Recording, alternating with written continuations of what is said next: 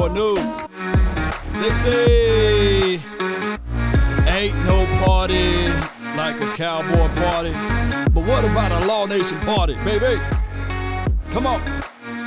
Groundbreaking news from your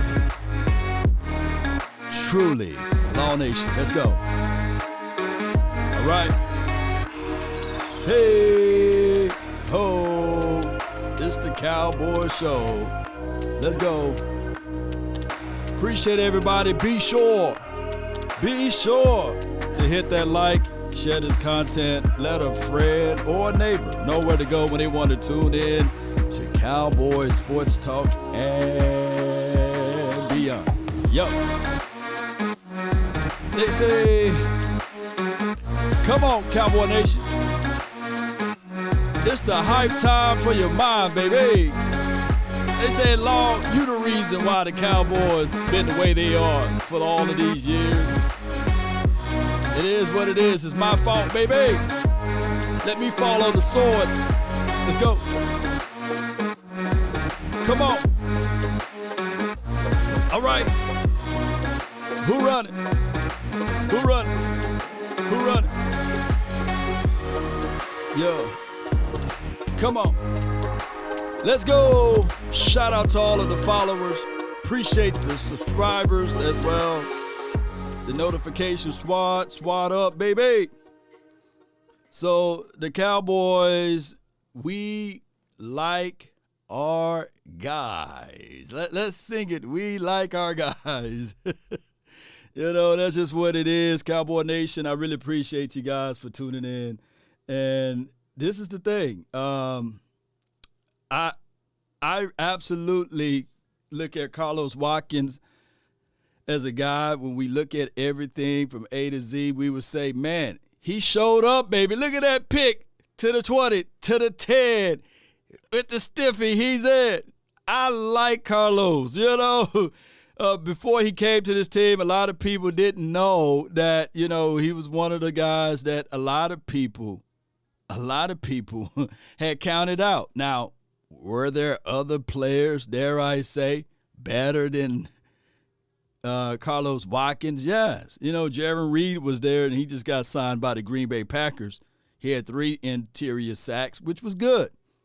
But he didn't have a pick 6, right? So it is what it is. Let's look at it like this.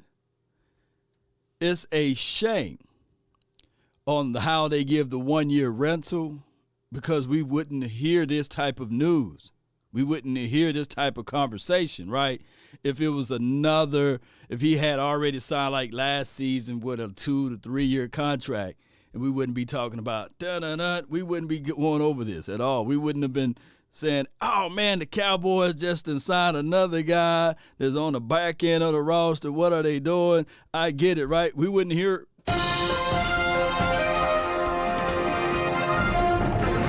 news out of Frisco, Texas, that the Cowboys are signing Carlos Watkins, defensive tackle, interior guy that Dan Quinn put his hands on. Remember, before last season, he was considered a wash. He was considered a bust, you know. But he came here and he showed up, and we can't get mad at that. We absolutely cannot get mad at that. Look, don't let this thing fool you. Don't let this fool you of this signing. Right? We need help interior. It's like Christian says, a good signing, right? I appreciate you guys. Dan Quinn is my guy, right? Dan Quinn is all of our guys right now, you know, because let me see if I can pull this up. Yeah, a little delay to that one, you know. Let me do it again. Now you're supposed to be like that, you know. But here it is. Oh, JD. I want everybody and everyone that's listening to the sound of my voice. It's no to Tyreek Hill. No. I'm not finna give the Chiefs another Super Bowl by giving them 2 first-round draft picks. And one can argue that this is all a bluff, right? You know, but I'm quite sure that Tyreek Hill will find him a home. If I think right now, from the last news that I heard, that the Dolphins are really considering giving Tyreek Hill giving the Chiefs 2 first-round draft picks and then turning around and paying them. No, man, you got Jalen Waddle, baby. You got the draft coming around. Stand your ground, stick your position. Don't be trying to trade all other things to get a Tyreek Hill, And shout out to Tyreek Hill. I truly believe that Patrick Mahomes would not have won the Super Bowl if it wasn't for Tyreek Hill and that running back. But that's a fight for another day, Cowboy Nation. Raymond Thomas says Carlos Watkins was one of those guys that got pushed back in the 49ers game. Look, let's call a spade a spade. The 49ers beat our butt, and it wasn't just because of Carlos Watkins, baby. No, it was a whole bunch of situations, collectively speaking, by the way. But if you want to pinpoint, because people did that. Let me fix myself. People did that before. People said that, hey, the reason why we lost against the 49ers, it's been because of Amari Cooper. Right? We heard storylines. He's the only one that caught a touchdown. and, it's crazy. They said, well, he didn't block well on a certain play, and he's the reason he didn't give 100%, So he was the reason why the Cowboys didn't beat the 49ers. I've seen storylines of it's because of Ezekiel Elliott's fault. It's Dak Prescott's fault. Who else fault was it?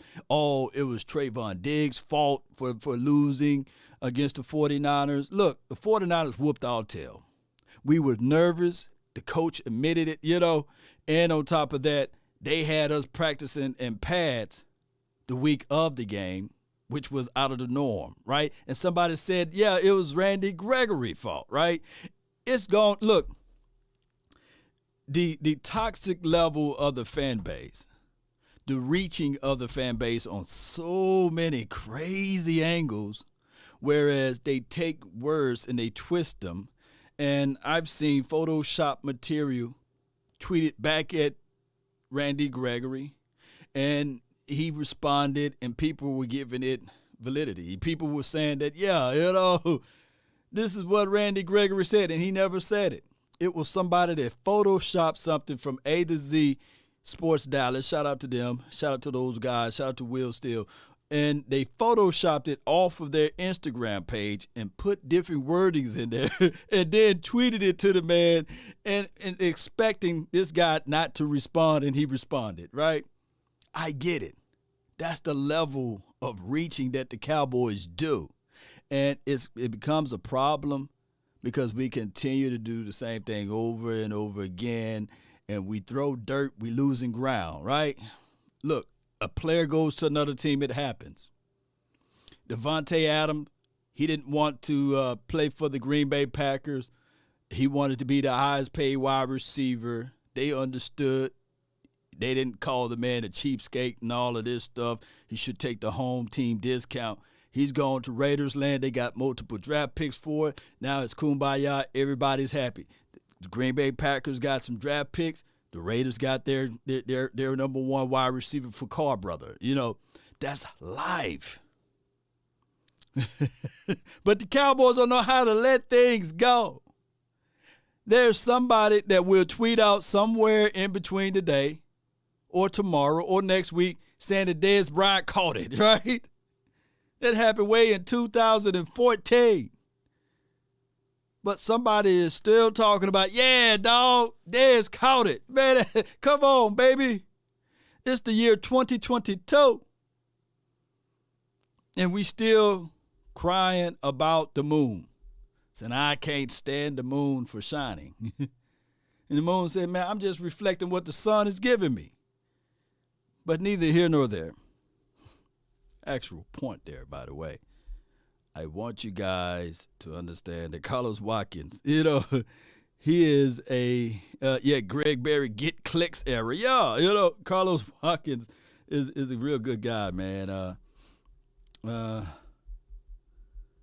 Let's see. Shout out to you, my guy Skywalker. Shout out to you. And this is the thing. And he said, why is his fan base so happy about Watkins and the LVE coming back? Laugh out loud. So there's nothing we can do now. You know, shout out to my guy, Skywalker Steele, man. He's a phenomenal guy. Heels to the Dolphins. This is from Vic. Yeah, phenomenal content creator. But there's nothing we can do about this. I promise you guys, if we go back to the Maverick of Jerry Jones, right, and you remove Stephen Jones, this team would have been totally different. Oh, this team would have been totally different. Jerry would have figured out a way to write a ruling to exclude the Cowboys from the salary cap, right? And Jerry would have figured out a way to get these guys on his team.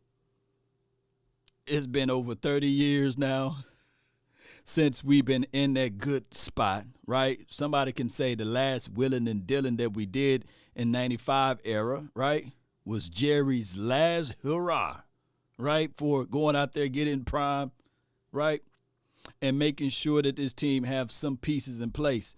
But the problem that came back to haunt the Jones family is the open and free heart spirit of Jerry Jones. And like I said before, Stephen Jones is looking at his daddy and saying, hey, daddy, you know, remember Joey Galloway? I'm not going to use the voice that I used just the other day. Daddy, remember Roy Williams? You remember Dad?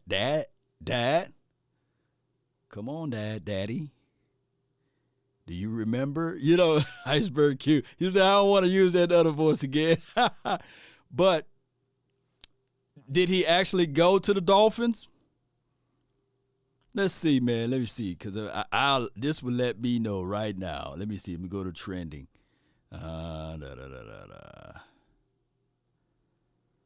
Adam Scheffner. Jets and Dolphins are two teams. Okay, they vying for Tyreek. Let me see. There's nobody. And Tyreek Hill gets a new contract, making him the NFL newest, highest paid wide receiver. 1 week after Devontae Adams has set the mark, and Hill has agreed to a new contract with the Dolphins. Oh, my gosh.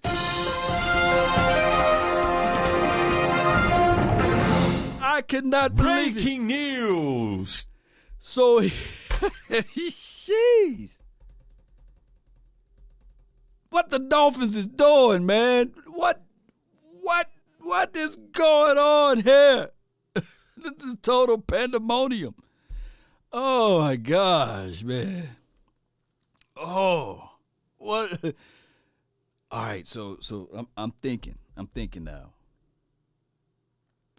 The Dolphins going to the playoffs. If the Dolphins don't go to the playoffs now, it's flat out. It's flat out. Shame. Shame. Shame. Oh my gosh, man. How is this even possible, Cowboy Nation? That's man, that they got Jalen Waddle. They got Waddle still there, right? They still got Waddle there, right? Oh my goodness, man. Oh my goodness. Oh my goodness, man. This is groundbreaking right here, man. Oh my gosh. Hold on, let me type this in right quick. Oh my goodness, man. This news right here. And I'm gonna tell you guys right now. I'm gonna tell you guys right now. I'm gonna say this again. I'm gonna say it with my chest.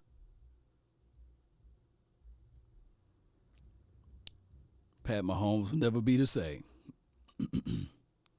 Never. When you go back and look at Pat Mahomes, the strongest arm that you could ever think of, right? And you go and you see what they do with those long developing plays and they cleared it underneath, what have you, because they try their best and their darndest to bracket cover Tyreek, but they have 2 dedicated guys on over coverage zones, so they do these deep crossers to create opening spaces for, dare I say, a Tyreek Hill. And they have no other option than to leave the one-on-one to Travis Kelce. All of that stuff is done now. And I'm not saying that, shoot, the Cowboys, well, I meant to say the Chiefs can't do it in this draft for going out there getting a Calvin Austin or somebody else that's fast like him. But Tyreek Hill is unique. Boy, sheesh. Oh, my gosh. But they have how many draft picks? 5 of them? Shoot.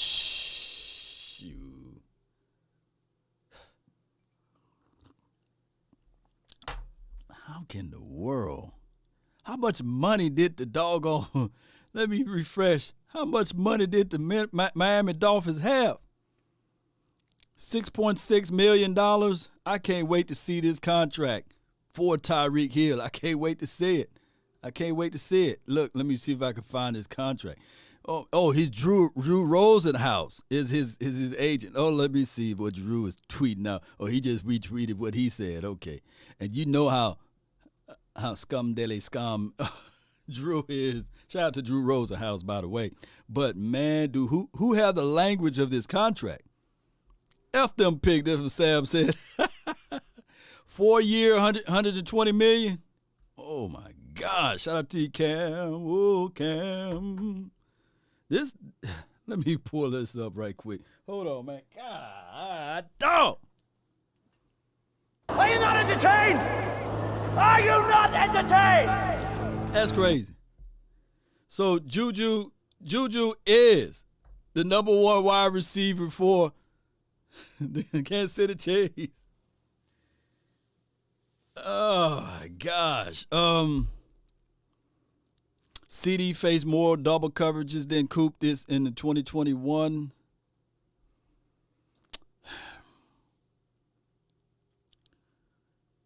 Four-year, $100 million, $72 million. Where you got that from, Premier? Where y'all got this from, man? I hope Tua has success, man. Tua, look, oh my gosh, man. Let me see.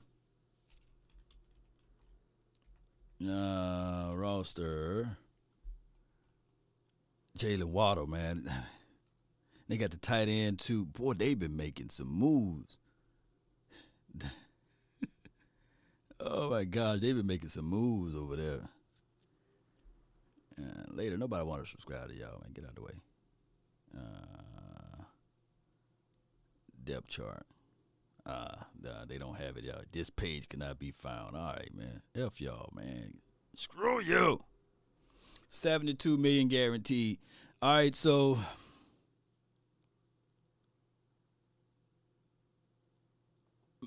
Chenard says he would be nice for us, but I never would see us trading for him.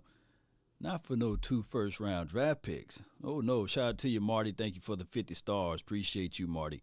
Not for no. He gave that man 5 picks, though. Ooh.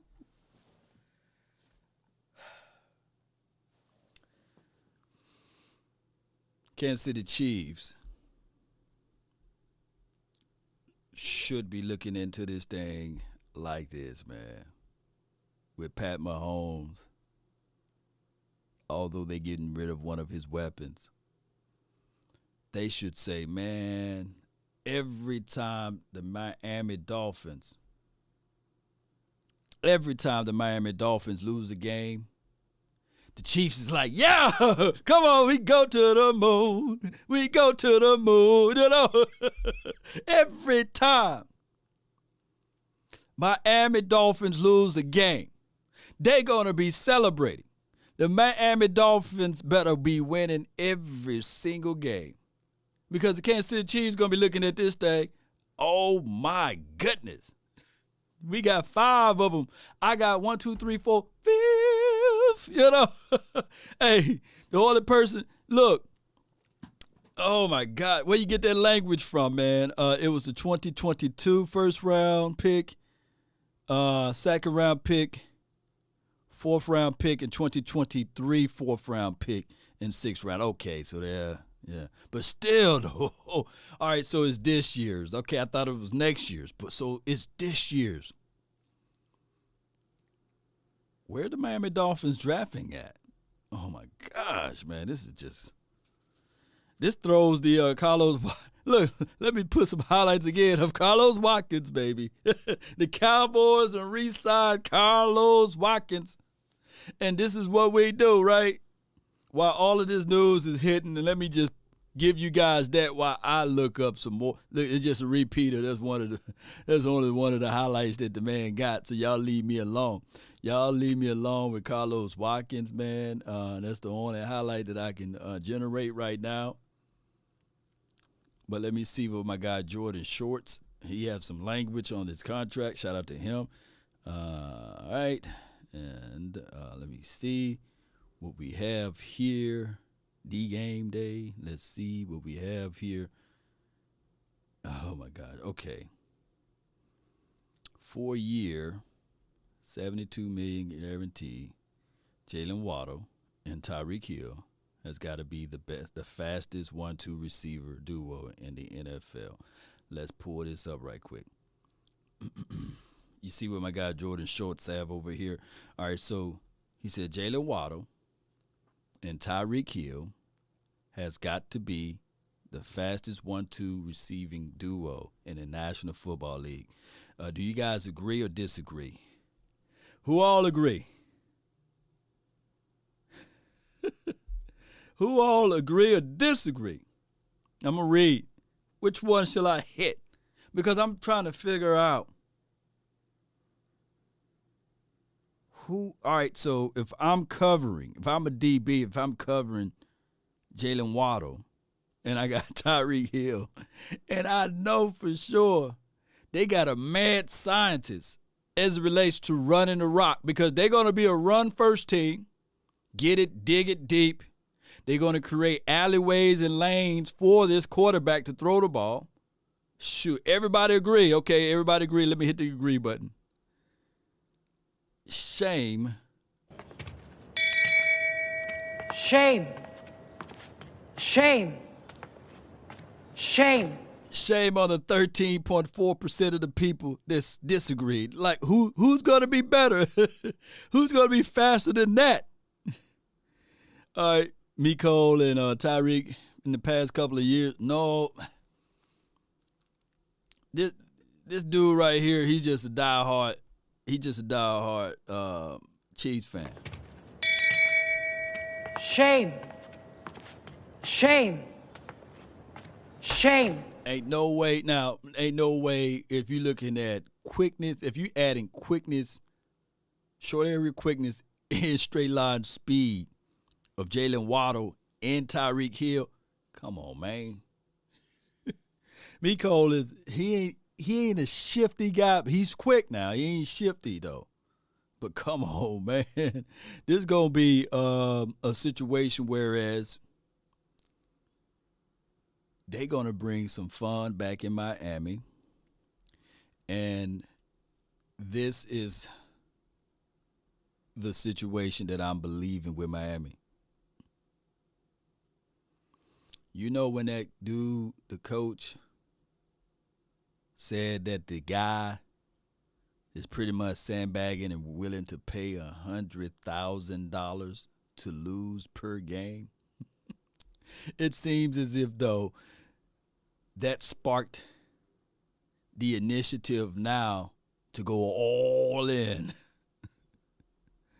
And they doing all of this stuff. Gesky about to eat over there, that tight end that they went and picked up. And also they picked up Armstead. They picked up, and Connor Williams and all of those boys, right? If anybody is upset and angry, it's Kellen Moore right now. Kellen Moore is looking at his situation like, dang, I could have been over there with all of that move and all of that stuff happening. All of those toys, toys. Cedric Wilson, that's a former toy. You got Cedric Wilson. Think about this. You got Cedric Wilson. You got Gesky. You got Tyreek Hill. You got Jalen Waddle. Look, and you got the mad scientist over there, right? You know, the guy that just sit back in his room, look like a PC gamer. He's drawing up all type of plays. Spartan 12. Appreciate you. This is Sparta! Kellen Moore don't know what to do with all of that.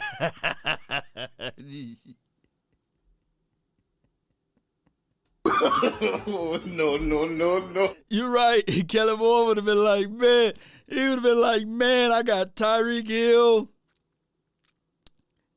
Jalen Waddle, Cedric Wilson, button hook, baby. No. Is Parker still there, Ivory? Yeah.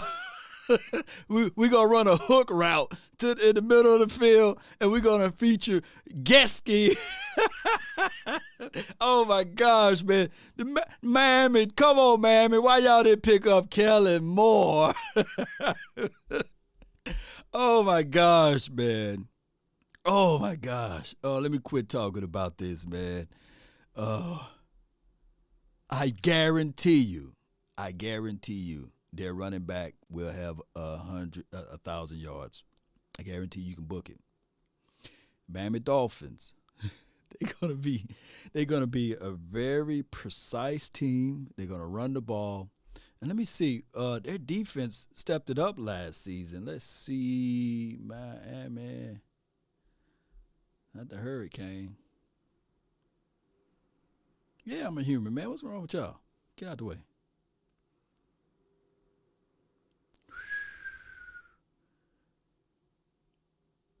I can guarantee you they finished 9-8. I bet you Brian Flores was like, oh, y'all done fool around and not work out weapons when I was here. So when I leave, y'all gonna focus in on this offense now? All right, I'm suing all of y'all. I'm gonna have y'all in court. I'm gonna make sure that the next job that you're gonna get will be a shoe program. All of you guys. They was the 27th ranked offense last season, but they had the number one defense, and they was tied for 6th with the number one defense. Somehow that number generates that. All they got to do, I believe most of their guys, Byron Jones, they the Miami Cowboys, because, Connor Wiggins gonna be like, what's up, Byron? What's up, Jones? What's going on with you, man? What's up, Cedric? But neither here nor there. All they got to do now is, I guarantee you, that offense would not be the 20th ranked offense or the 27th ranked offense at all. At all. It's finna go crazy. It's finna go crazy for the Dolphins, man.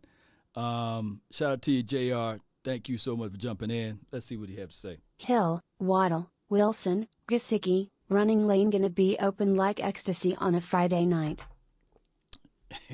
Ecstasy and Molly, baby. They mix those two together in an edible. This is what it's going to look like, man. Oh, my gosh. But it's still, and then they play the Jets, right? They play the Bills, and they play the Patriots. It's going to be, that's a fun division. We know we got the old school Bill Belichick, right?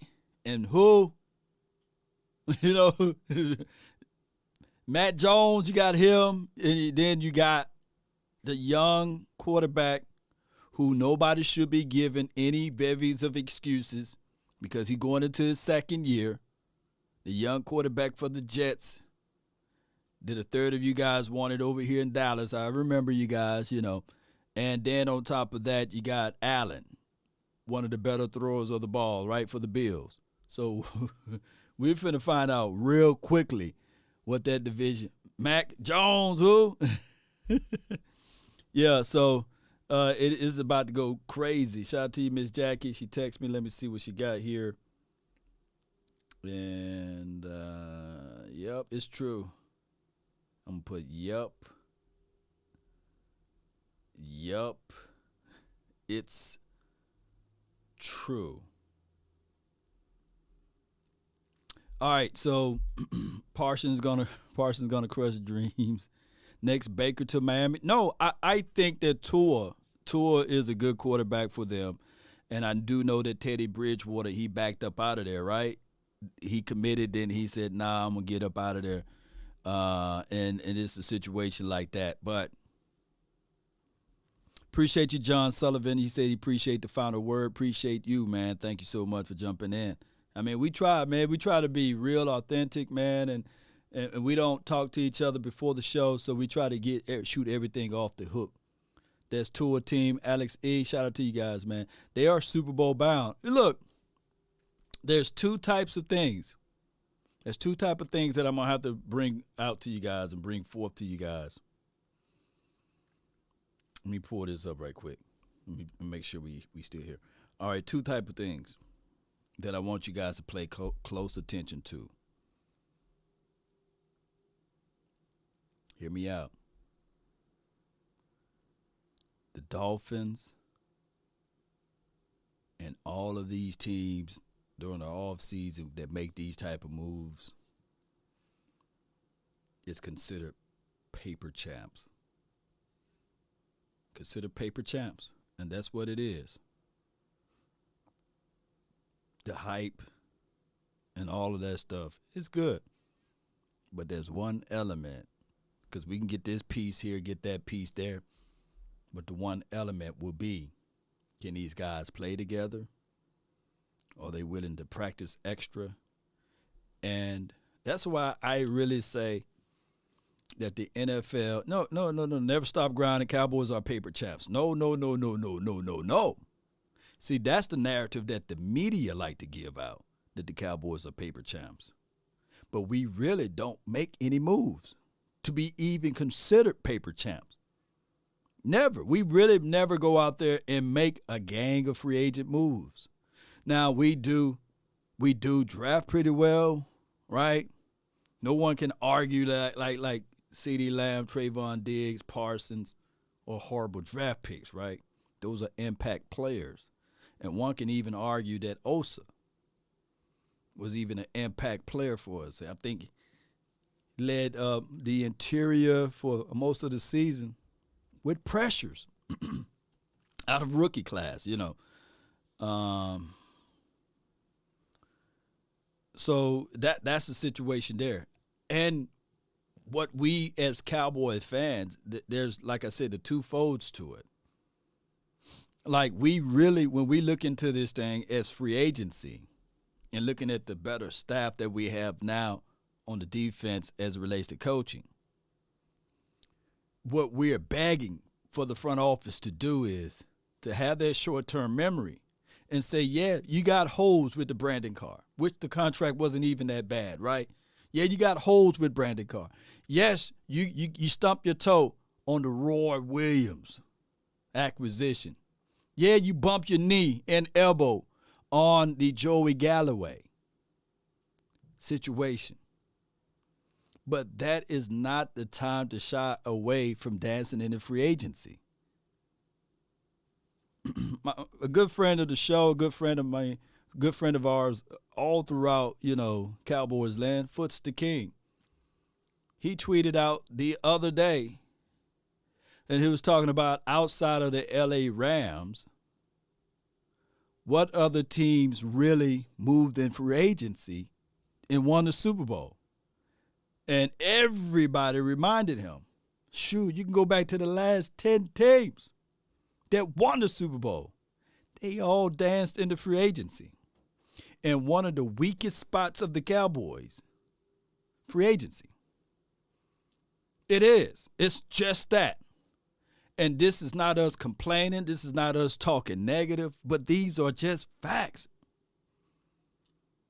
These are facts that we hold on to players a little too long, and there's no willing and dealing. If the Cowboys had Tyreek Hill on their team, it would have been this storyline leaked about his off-field decisions, about about his look. I kid you not, guys, not. If Tyreek Hill played for the Dallas Cowboys, they would talk about his blocking.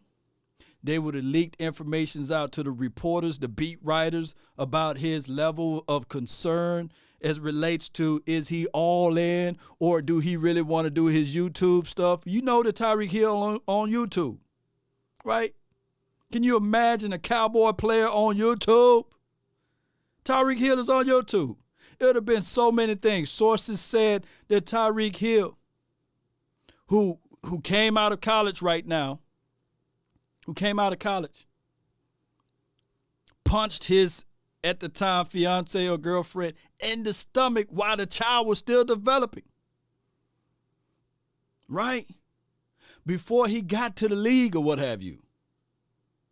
I kid you not, guys, not. And I'm not trying to throw any shade or salt at our beloved station, 105.3 The Fan. But they are still uncovering and talking negative and down about Josh Ball. What happened in 2017.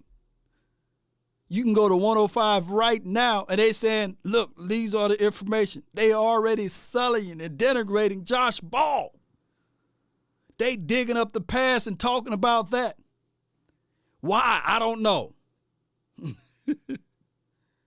But there goes to show you that that's the level of thinking with this organization and with the way they handle delicate information. See, they talk about that and say, well, pretty much that's resourceable or that's news for you guys to hear and to understand.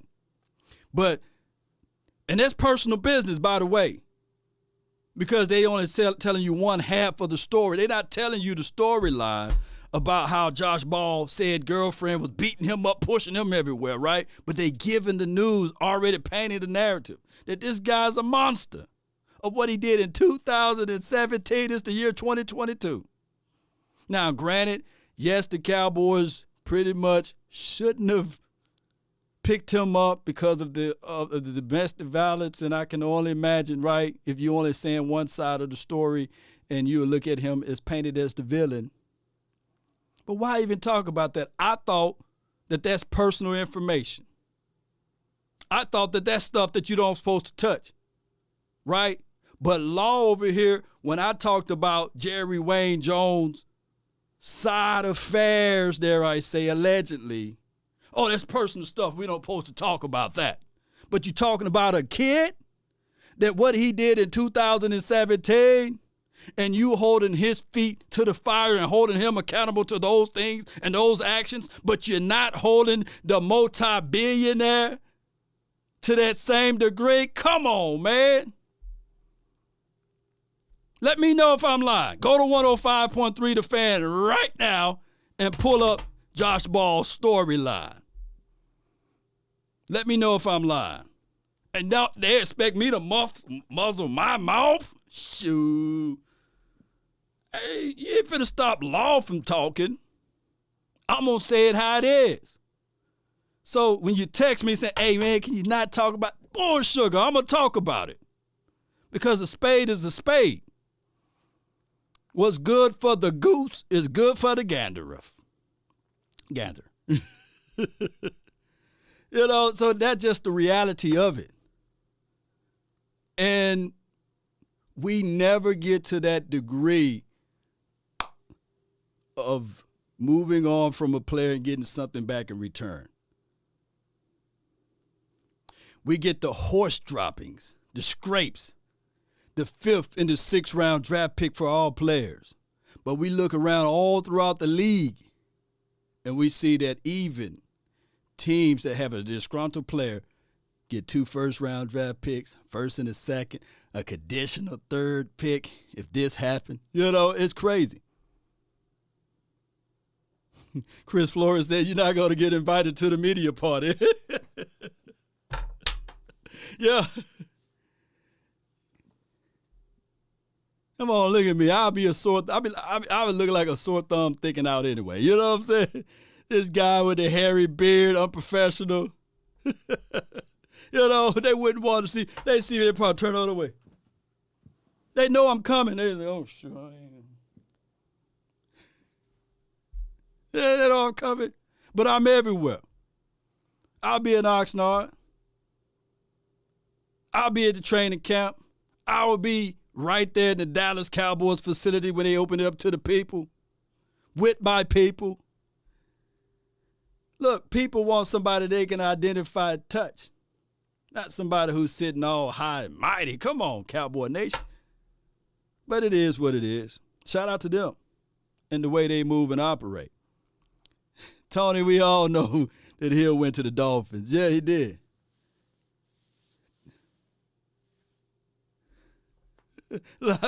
I'll pull up in. Look, Aaron, I'll pull up anyway. Put my shoes out, and I would just be chilling like this. What's up? Sir, can you come to me right quick and come down to our office? We don't like your attitude around here. So? Kyle Bundy said, what you mean by unprofessional? Calling a spade a spade. Y'all know how this thing goes. That's unprofessional. You know, you call a spade, that's unprofessional. They want people to lie to kick it. Dog, we're going to feed you this information if you just sit back and just lie to kick it sometime. No. I'm going to tell a spade how it is. That's why y'all come here. That was the whole point of doing this YouTube and Facebook stuff, so you guys can get it raw. And if I'm wrong, look, dog, I'm going to be the first one to say, man, dog, dang, dog, I was wrong on LVE. I said it the entire year. Man, I was wrong on LVE, dog. Man, I was so wrong on LVE. And then I was right the next year. I was like, dang, can I retract that? You know? But I went all year. I was wrong on LVE, man. And everybody was like, dog, we told you, dog. We told you. But where those fans at now? You know, keep the same energy. Those who said, hey, Law, you were wrong on LVE. Y'all remember, go back. The video's still up, you know. I made a whole apology. I mean, I was wrong on LVE, dog. He showed us some good stuff, man. Oh, good old LVE, you know. I said, man, I'll eat the crow, man. I can have the beak. Y'all remember that episode? You know, I was wrong on LVE. Get out of the way, bird, you know. And then 2019 and 2020 hit, and then I became right on LVE. But the thing that I do is I don't go around beating down everybody saying, dog, I'm right on LVE. No. I don't do that. There's certain people that do and say, I'm right. So what? We still watching the Super Bowl. We still haven't got out of the divisional round in the playoffs.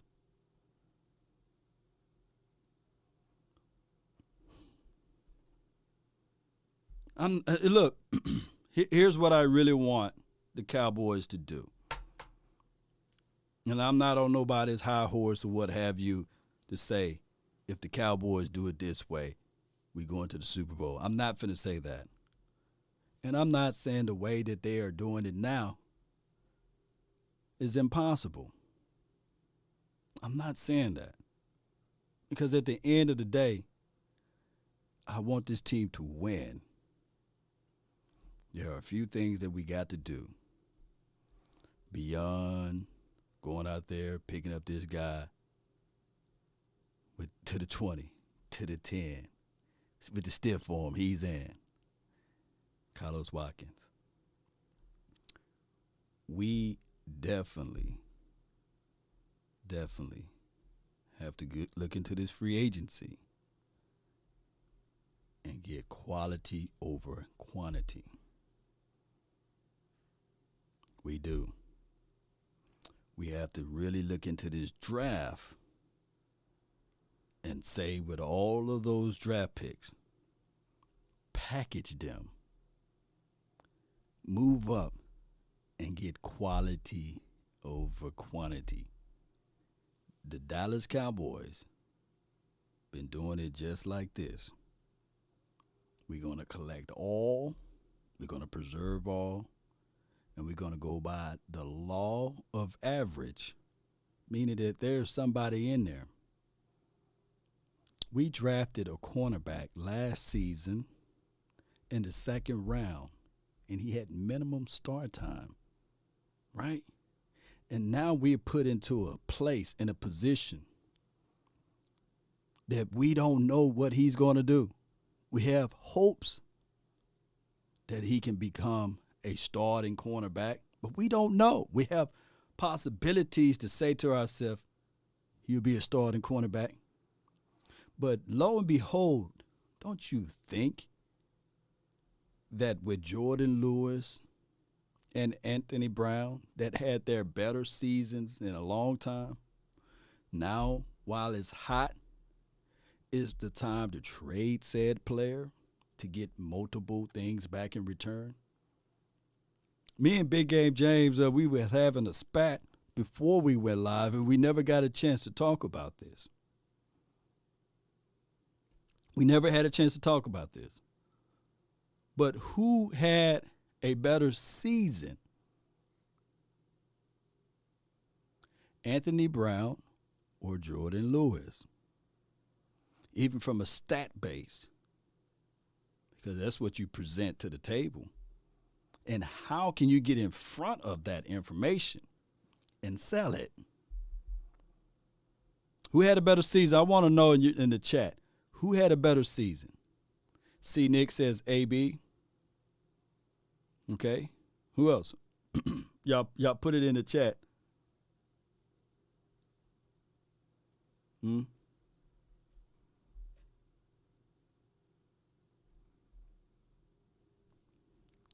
AB. My opinion, AB. How many interceptions did Jordan Lewis have? And how many interceptions did Anthony Brown have? Not career. We just talking about last season. You only known for your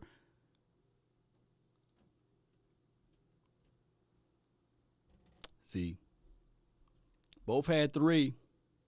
Both had 3 interceptions. Passer rating when targeted, it was 84, I believe, for my guy Anthony Brown. It was 82 for Jordan Lewis. Sacks, Jordan Lewis had 2 sacks, 3 interceptions. A lower yards per average when targeted, juxtaposed to Anthony Brown. Now, playing that slot, playing down at that nickel, you got receivers with 2-way goals. There's no boundary as friends. You literally got to play a receiver that's shifty, and he got 2-way goals. And on top of that, at times, you got to cover the tight end, who's a whole lot larger. They both play good, C-Nicks, yeah. Jordan Lewis played out of his mind last season. That would have been the prime time to start talking, hey, we're going to start navigating this guy and pushing him out to see what we can get back in return. Unless you're highly confident in Jordan Lewis to be back on his team for another 2 years. And shout out to him. AB took one to the house, yeah. But Lewis had 2 sacks and 3 interceptions.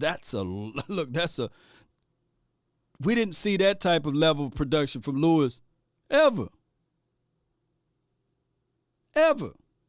Now, one game we was very upset at Lewis, I think it was that Raiders game. He didn't play up to his performance. No. He didn't play any well in that game. No. He didn't play up to the degree that we all wanted to see him play in.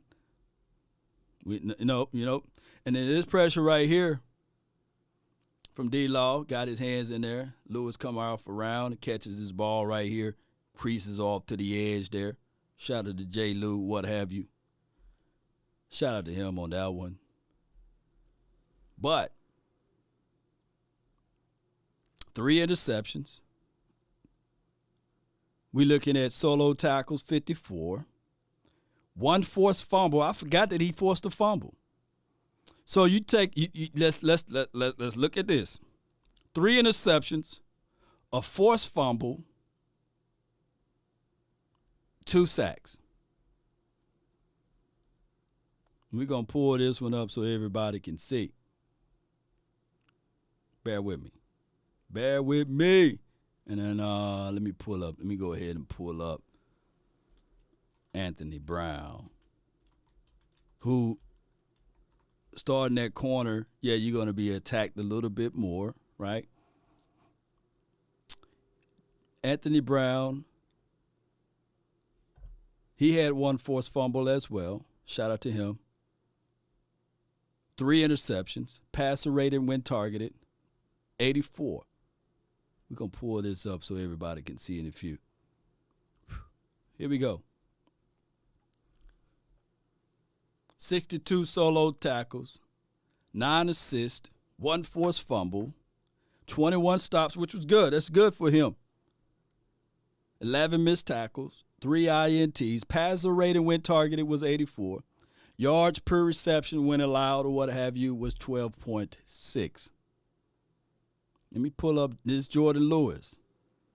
He had 54 solo tackles, 4 assists, 1 forced fumble, 26 stops, juxtaposed to 21, 2 sacks, 7 missed tackles, 3 interceptions, 83.6 passer rating when allowed. And that's splitting hairs, 84 and 83. We ain't going to get angry and upset at that, right?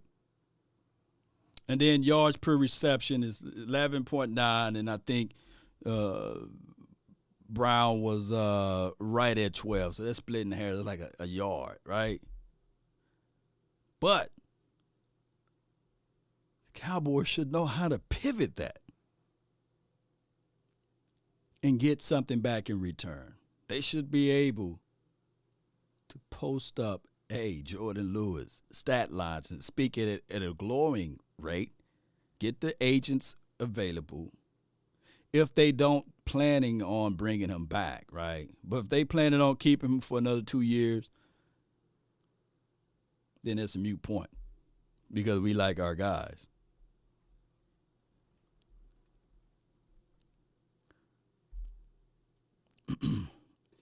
Lewis says, without a good pass rusher, none of these guys can do anything. I feel you.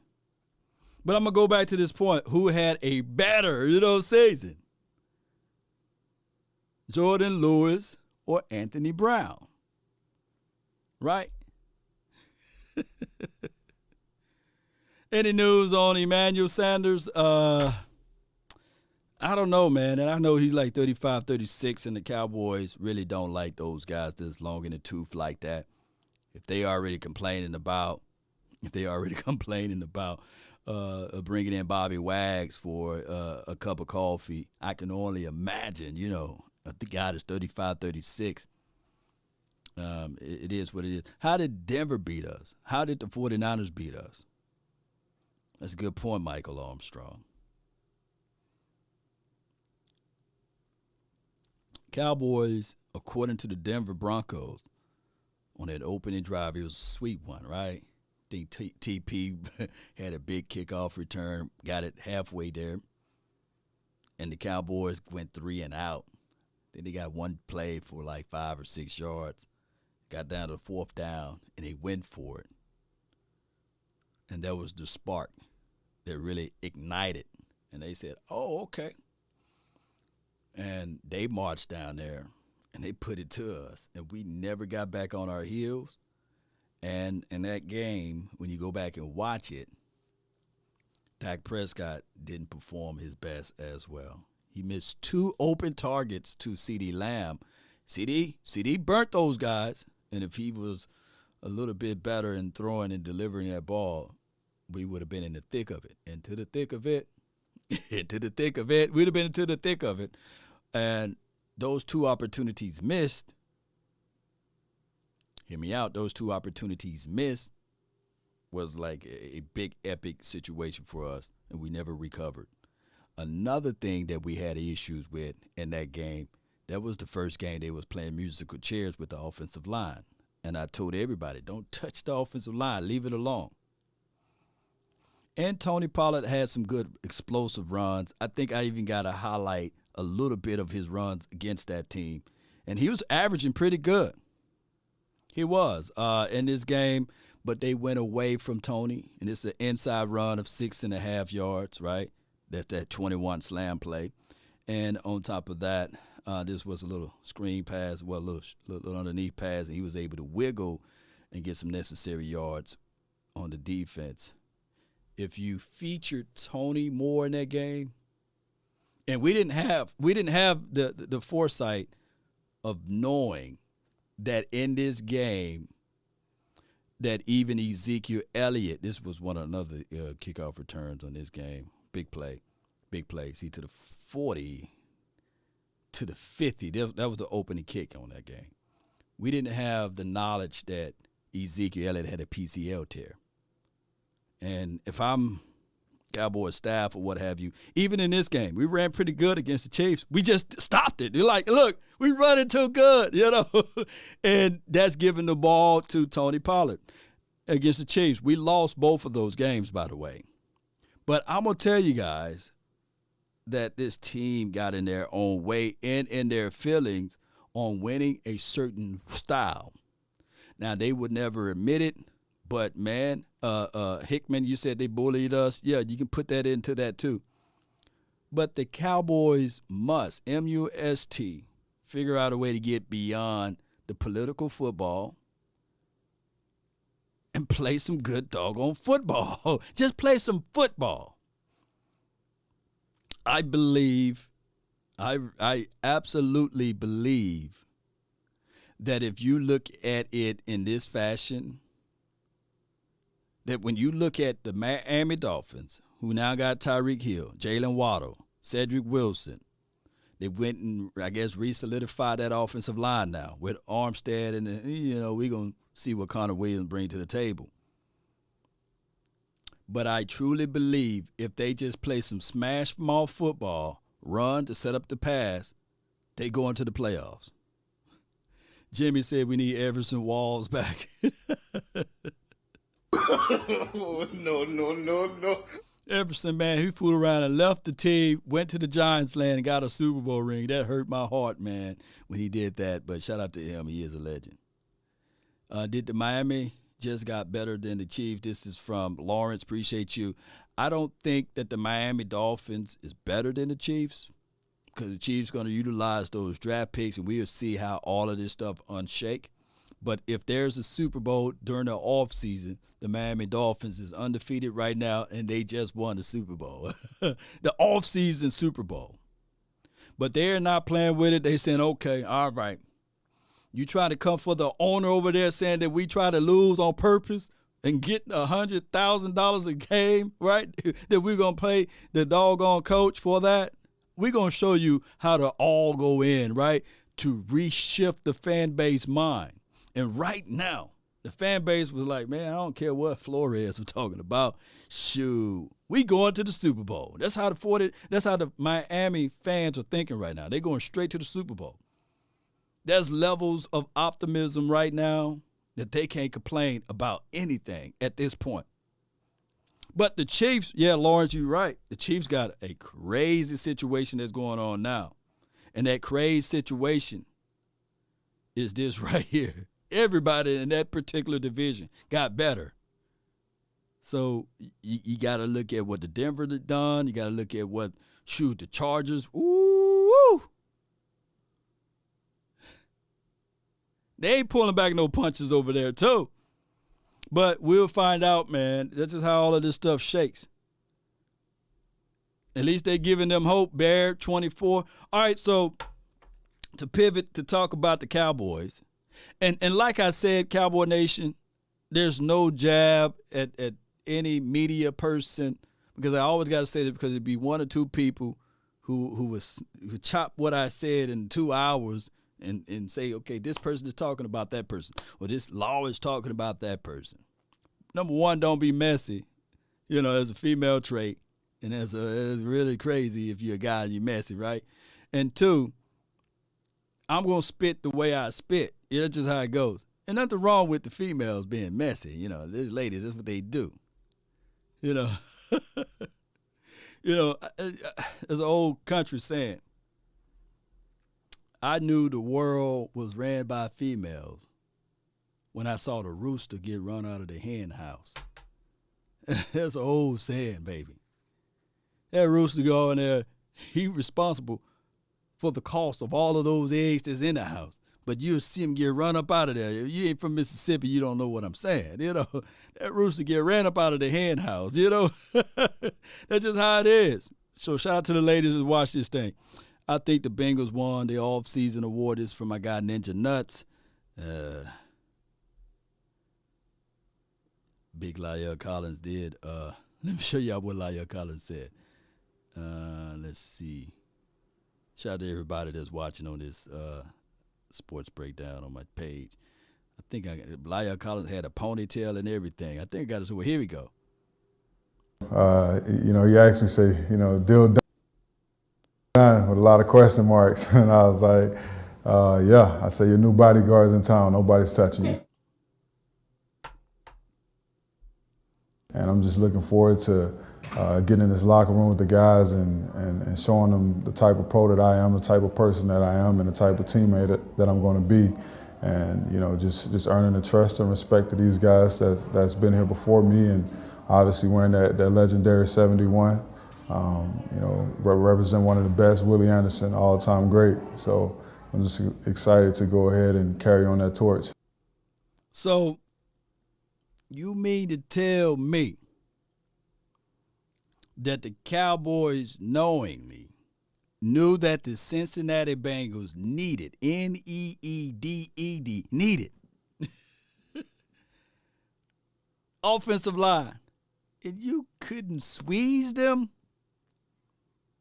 Like, let's be real. Just because you designate a man to be cut on June 1st, you don't have to do him no favors, nor the team. Right? This is all favors, man. Now, the Cincinnati can go into the draft and say, okay, now we got a Collins. Now we understand that, hey, this is what our offensive line is looking like. Now we can start planning properly, right? To make investments for our team. What the? Excuse my French. I'm about to cuss. But you guys get what I'm saying. Like, they did them a huge favor. They did. Look, I can't put this no other way. To say, man, I would definitely feel this way, ESPN 30 for 30. What if I told you in 20 years from now that Jerry Jones, although, it's crazy, then worked out a deal with the Cincinnati guy with a, under the cover handshake type of stuff, some Illuminati stuff, right? For $3 billion, who knows, or for $1, who knows? I wouldn't be surprised. 20 years from now, they say, hey, man, it's been, deals outside, oil shares or something.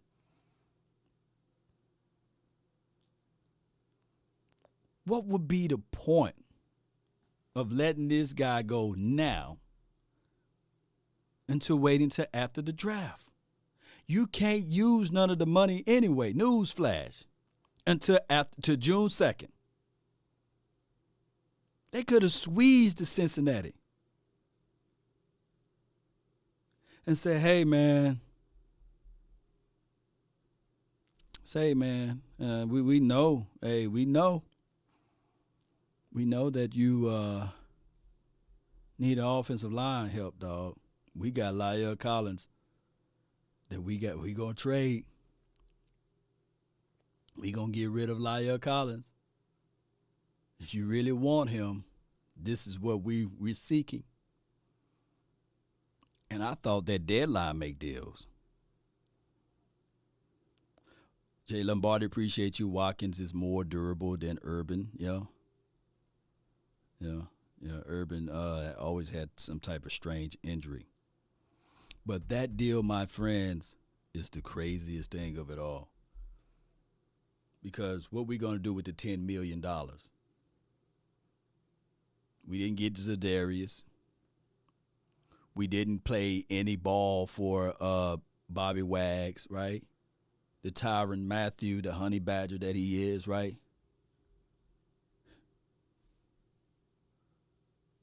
Let me go ahead and give you guys some more breaking news.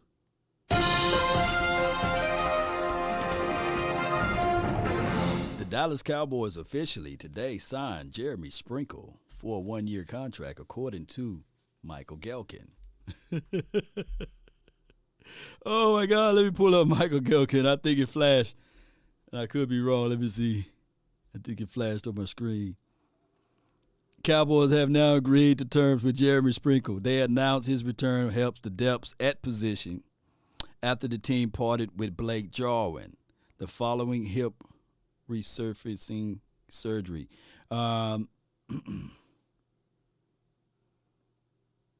It's crazy. All right, so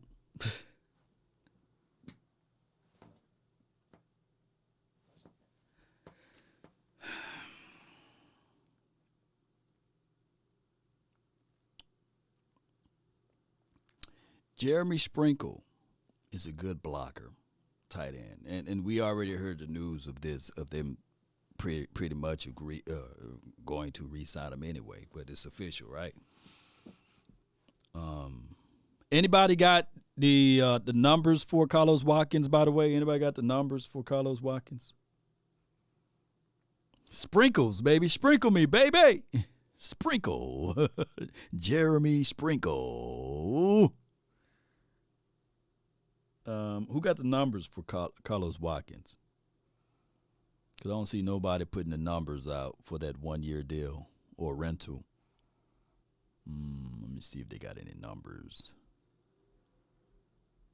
I want to know now. It's intriguing. Where are we at now with the cap space? Let me refresh. Okay, it's 22.9. Yesterday it was 26.9. So, okay. Sprinkle me. Oh, my gosh. Who got the Jay Smoke said play Dorrance Armstrong. Earlier today, Dorrance Armstrong said that pretty much, appreciate your money, appreciate you, man. You're not late, man. You're always on time. There's always a rewind for your mind, but let me see if I can find the numbers. Appreciate everybody for jumping in. Lewis is a dog. Yeah, he is. Okay. Always, look, call me crazy. I always like Jordan Lewis over Anthony Brown. So I may have a little biasness in there, I just think that Lewis got painted into a corner and he never got a chance to showcase his talent on the outside primarily. And he got put in a weird spot, when what's this guy's name? Chris Richard got here. They got into a spat. They got into a real life argument, and it's just been crazy downhill with that. But neither here nor there. Anthony Brown was solid for his last season. He wasn't world class, by the way, and he did a great situation. Did you play the Fowler's interview? No. Lewis struggled after getting the C-19 Iceberg Q. Appreciate you for that info. Yeah, but Scrappy, I look for that. And of course, these last few years, Anthony Brown and Lewis been kind of close to each other as relates to their field of play. But we can all argue that, it is what it is with the Cowboys org on those things. Let's see if they have any that the Cowboys have talked with or brought in this offseason so far. The stories have centered around Randy Gregory, defense. Tank Lawrence, defense. J-Ron Curse comes back yesterday, D. They bring in Dante Fowler, D. Leighton Vander Esch comes back. We're hearing the name Zadarius Smith. We're hearing Honey Badger. What offensive names have we heard a lot around here? Amari's gone. LC's gone. Connor's gone. They brought back Michael Gallup, and they got a spare receiver from Pittsburgh. All these names, these moves, and these talks have been about defense. So, RJ, I ask you, is there any chance, and you've been a fan of zagging I am. when other people zig. I am. Is there any chance that the Dallas Cowboys are saying, you know what?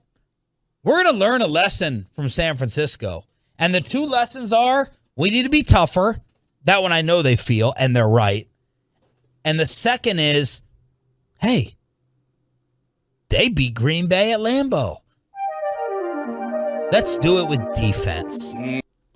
All right, so appreciate everybody for jumping in. Cowboys YouTube, Jay Smoke. I've been looking for it.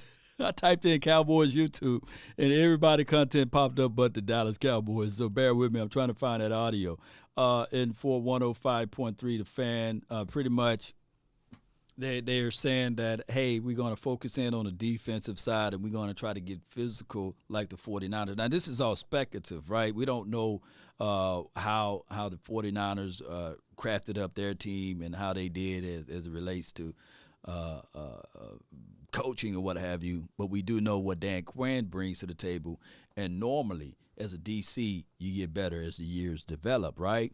It's just that we shot out of a cannon with our particular team on the defense, and we said, okay, wow, this is something new to us. This is something that we can all pretty much try to replicate if you bring Dan Quinn back for another cup of coffee. But far as reference points, man, y'all be sure to click that link. I put it in the chat for 105.3 The Fan. Be sure to check those boys out there. All right, so let's see if I can find the audio for Dorrance Armstrong and what he had to say. Morning, Dorrance. Good morning. Wake up, man. Can you talk about the importance of coming back here? And did you feel this was the best place to build off of last season, coming back here and going into a second year with Dan Quinn? Yeah, no doubt. This is a place where I was comfortable playing, and a place where I knew people wanted me to be. And I also wanted to come back and improve off the last year.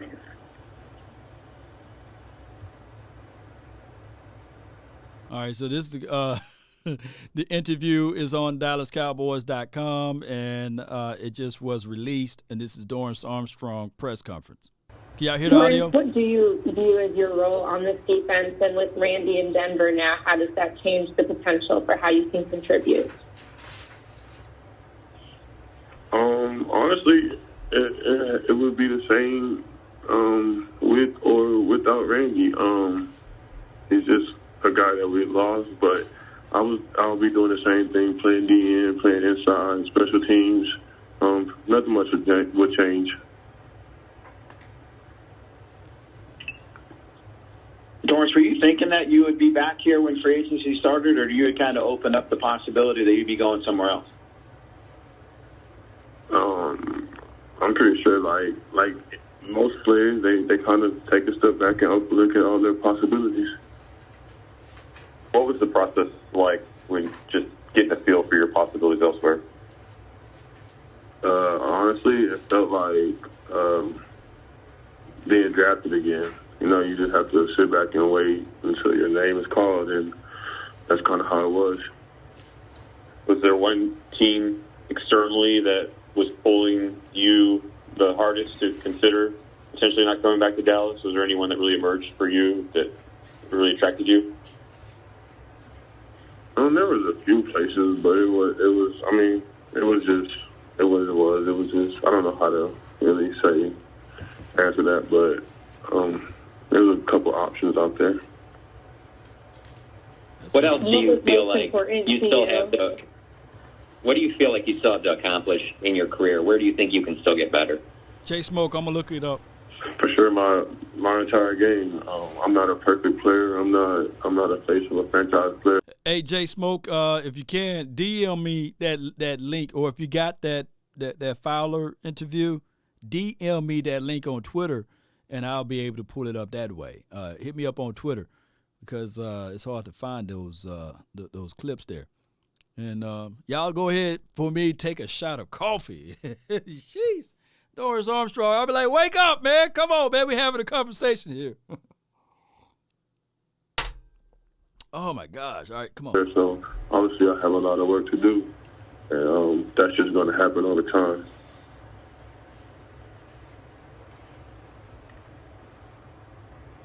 What do you like most about playing? What do you like most about playing for Dan Quinn, and what do you appreciate about the way he uses you in that defense? Well, I like just being able to, you know what I'm saying, the way he motivates us as the D-line to take over the game, and the amount of confidence and belief he has in us to just go out there and be ourselves. I love that about him, and it just encourages everybody and it helps everybody play a little bit more better. What about your approach do you think has led you to develop the way that you have, from being someone who, was so valuable as a special teamer to being, where you are today, such a value part, not only on special teams, but with more of a role on the defensive line? These dudes here, man. Can you repeat that? Yeah, what about your approach to how you kind of go about your development, your craft? Do you think it's kind of led to your progress as an NFL player? I just come to work every day. I do what people ask me to do because I'm able to do it. If not, I can find a way to do it. Just always being available to doing things that people need me to do. That man just yawned. Or do you feel at this stage of your career that you've developed to the point where you want to push to be more than a rotational player? Do you feel that there's a chance for you to be a starting defensive end going into this season, just where you are in your career? Oh, yeah, no doubt. That's an open spot. You got to come in and work for it. Come on, man. What do you put the big jump in sacks for you last year? Just opportunities, or how much? Where did you improve as a pass rusher? Both. I was playing inside. I never in my life was asked to do that, and I was pretty productive there. But I said both, honestly.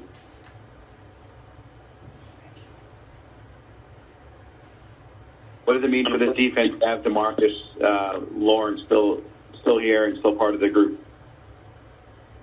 It means a lot. He's been the leader of this team since before I got here, and that's what he's going to continue to do. You were talking about playing inside more than you've really never been asked to do that. Were you? Can you talk a little bit more about that? Were you surprised with how effective you were in there? Is that something you want to continue to do? Do you think that kind of helped your game overall? Yeah, for sure. I was very uncomfortable. I never have done that before, but just, being a student of the game, watching film, actually taking those reps and being able to transfer the work that I put in that practice into the games, it allowed my game to be that much better. And it also helped a lot with, guys' rotation on the line too. With different packages, we got different people for different things. So it made a different look for a lot of different teams. On a personal level, what does this contract mean to you now that it's done? Everything, man. Obviously, this is every NFL player's dream, just to reach the second contract. No matter where or what it is, this is a huge blessing. I'm blessed to be able to stay here in Dallas. Man, come on, man. Oh my gosh, man. That should, first and foremost, no shade at the guys. I don't know who all is at the presser, but that should have been the first question, by the way. They should have said, hey, it's excited to have you, Doris Armstrong. Talk to me about the contract, man. You just got paid some big money, right? And then He would have been like, yeah, man, I got big payments of money right now, and I'm excited to play for the Cowboys, and blah, blah, blah, blah, right? He went through that talk track, and then you say, hey, by the way, we no longer have Randy Gregory. We just re-signed and re-up D-Law. Now, how do you feel about being the starting defensive edge guy? And then is that an opportunity for you to take advantages of that situation? Then he would have went down that pathway, and then you would say, hey, you got Dante Fowler, who was a former first-round draft pick, 3rd overall. You got to compete against him now. You got to go up against him for that role. Are you ready for the challenge, right? Come on, wake up a little bit, Dorrance. Hey, let me know if you're ready for the challenge, you know? That would have been a better conversational piece in this last 6 minutes of time that I wasted listening to this interview. Are you excited? Look, Dorrance Armstrong, are you excited for playing for the Dallas Cowboys? Yeah, dog, I'm excited for playing for the Cowboys. I think it's an amazing opportunity to play for the Cowboys.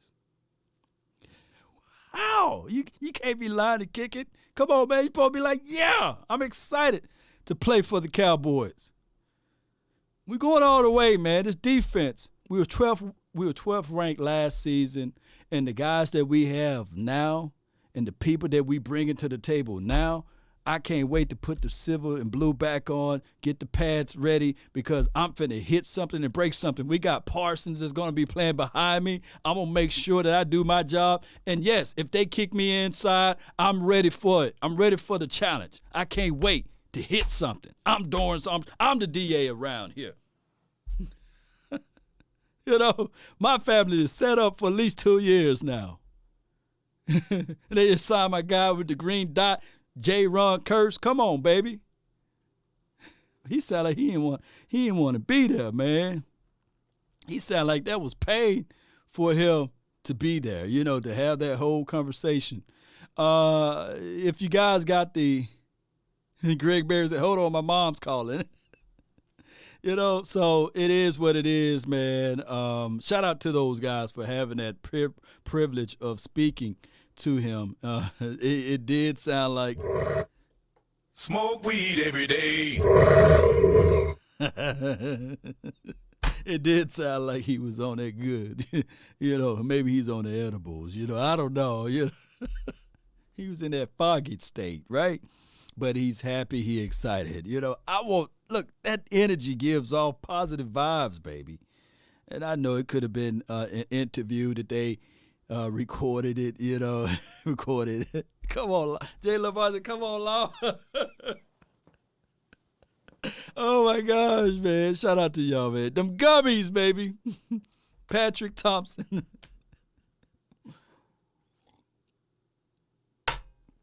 Maybe he kids, Law. Yeah, maybe he got the kids around him. Yeah, I feel you, man. He got the kids in his lap or what have you. Cowboys defense 7th in scoring, though. Yeah. All right, so we was 12th overall, 7th in scoring. I think we were the number 1 team on third down defense, which was pretty good.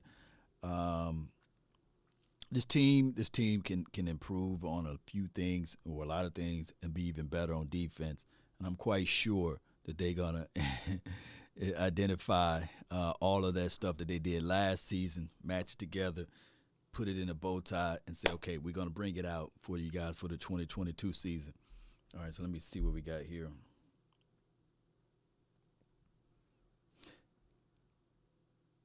Oh, no. Oh, no, man. Tyrann Mathieu and got hit. Tyrann Mathieu and fooled around and got hit with the fake Stephen Jones account. Oh, my gosh, man. All right, let me see if I can pull it up. Shout out to my guy, Defy, on IG, man. If you guys ever want a good IG follower, man, it's Defy. And if you guys notice, like, my updates and everything is similar to his page because I pull him from his page, by the way. He's a real good guy. And check this out. I be telling the people, man, you know, you got to be careful because the Twitter world is such a, now that's toxic, you know, the Twitter world is very toxic, you know, and people do some conniving things and they will force you. They would absolutely force you to respond when you get so many retweets or what have you. And Stephen Jones, you ain't a scheme fit, son. When egos run wild, contain yourself.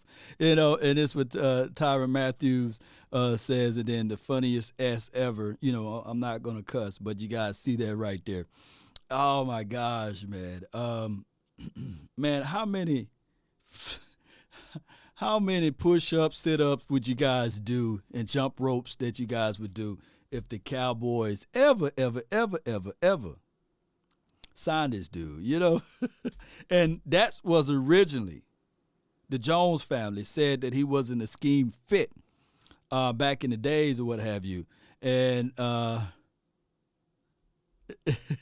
and he responded to the guys on 105.3 The Fan and said, man, I'm better than all of y'all DBs. And that was the Honey Badger then.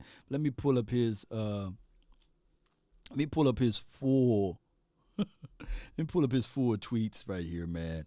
It's always funny, man. Listen to these guys, watching these guys respond to people, the fake accounts or what have you, that kind of hoodwink you and got you out of zone or what have you. Let me see if I can find where he might have took it down ever since then. Yeah, he still got it up. I got to read these responses, man. Let me see if I can pull it up. Bam. Yeah. You ain't a scheme fit. Oh, my gosh. Come on to the Raiders. Okay. And just go for fourth in the division. Oh, man. Everybody lobbying for the Honey Badger, man. Everybody is lobbying for this guy. Let me know, Cowboy Nation. Come on to New Orleans. Come on over to that's almost.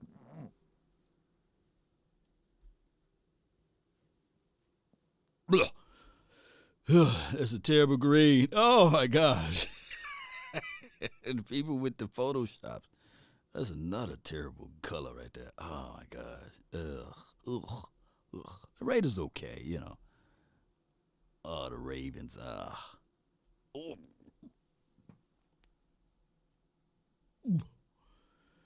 Oh God, it's nasty. All right, so check your DM law. Hey, which one you sent it to, my Twitter or my Instagram DM? Let me see. If you send it to my Twitter, I can find it right quick. Did you DM me on the Twitter? Let me see. Yeah. Sent the links. Appreciate you, Jay. Appreciate you, Jay. What's up, Cowboys Nation? Britt Johnson here with Dante Fowler, our newest pass rusher. Welcome to the Dallas Cowboys.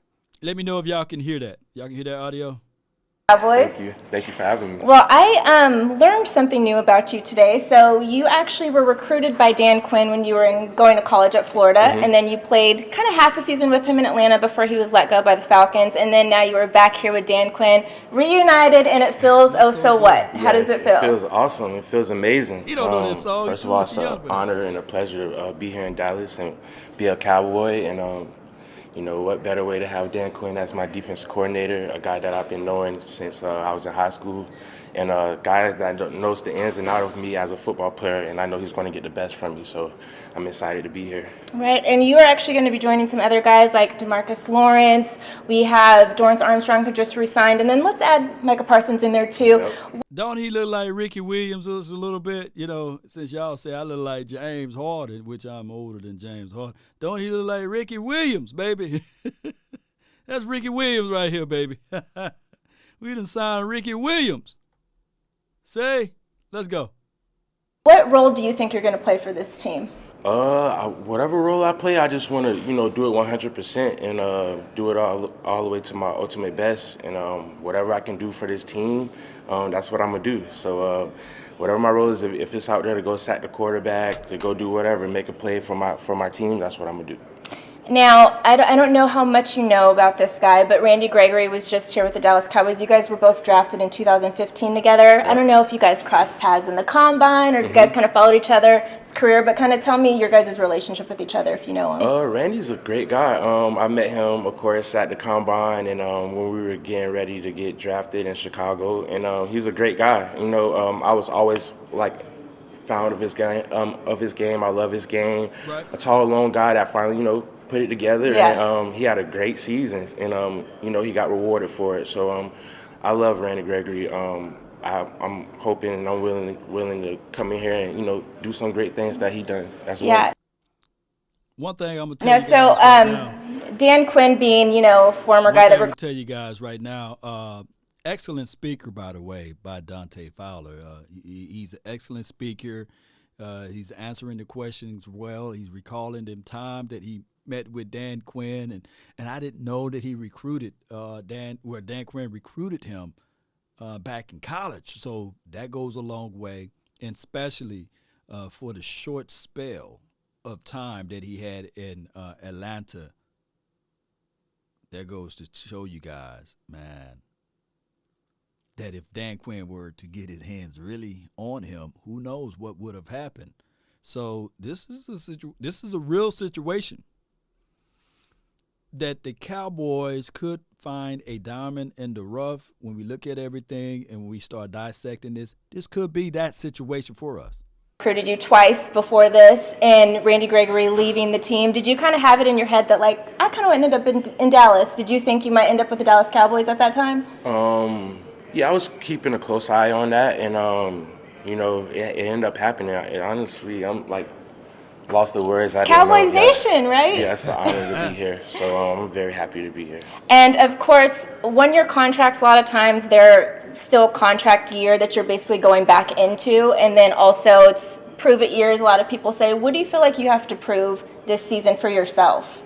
I just wanted to show people, and prove to myself that I'm the player that I know I am and that I know I will be. So, just a guy that's going to go out there, fight for his team, go to war, battle for my team, scratch, claw, do whatever I have to do, to win my rep or, to win the game. So I'm just happy to be a Cowboy right now.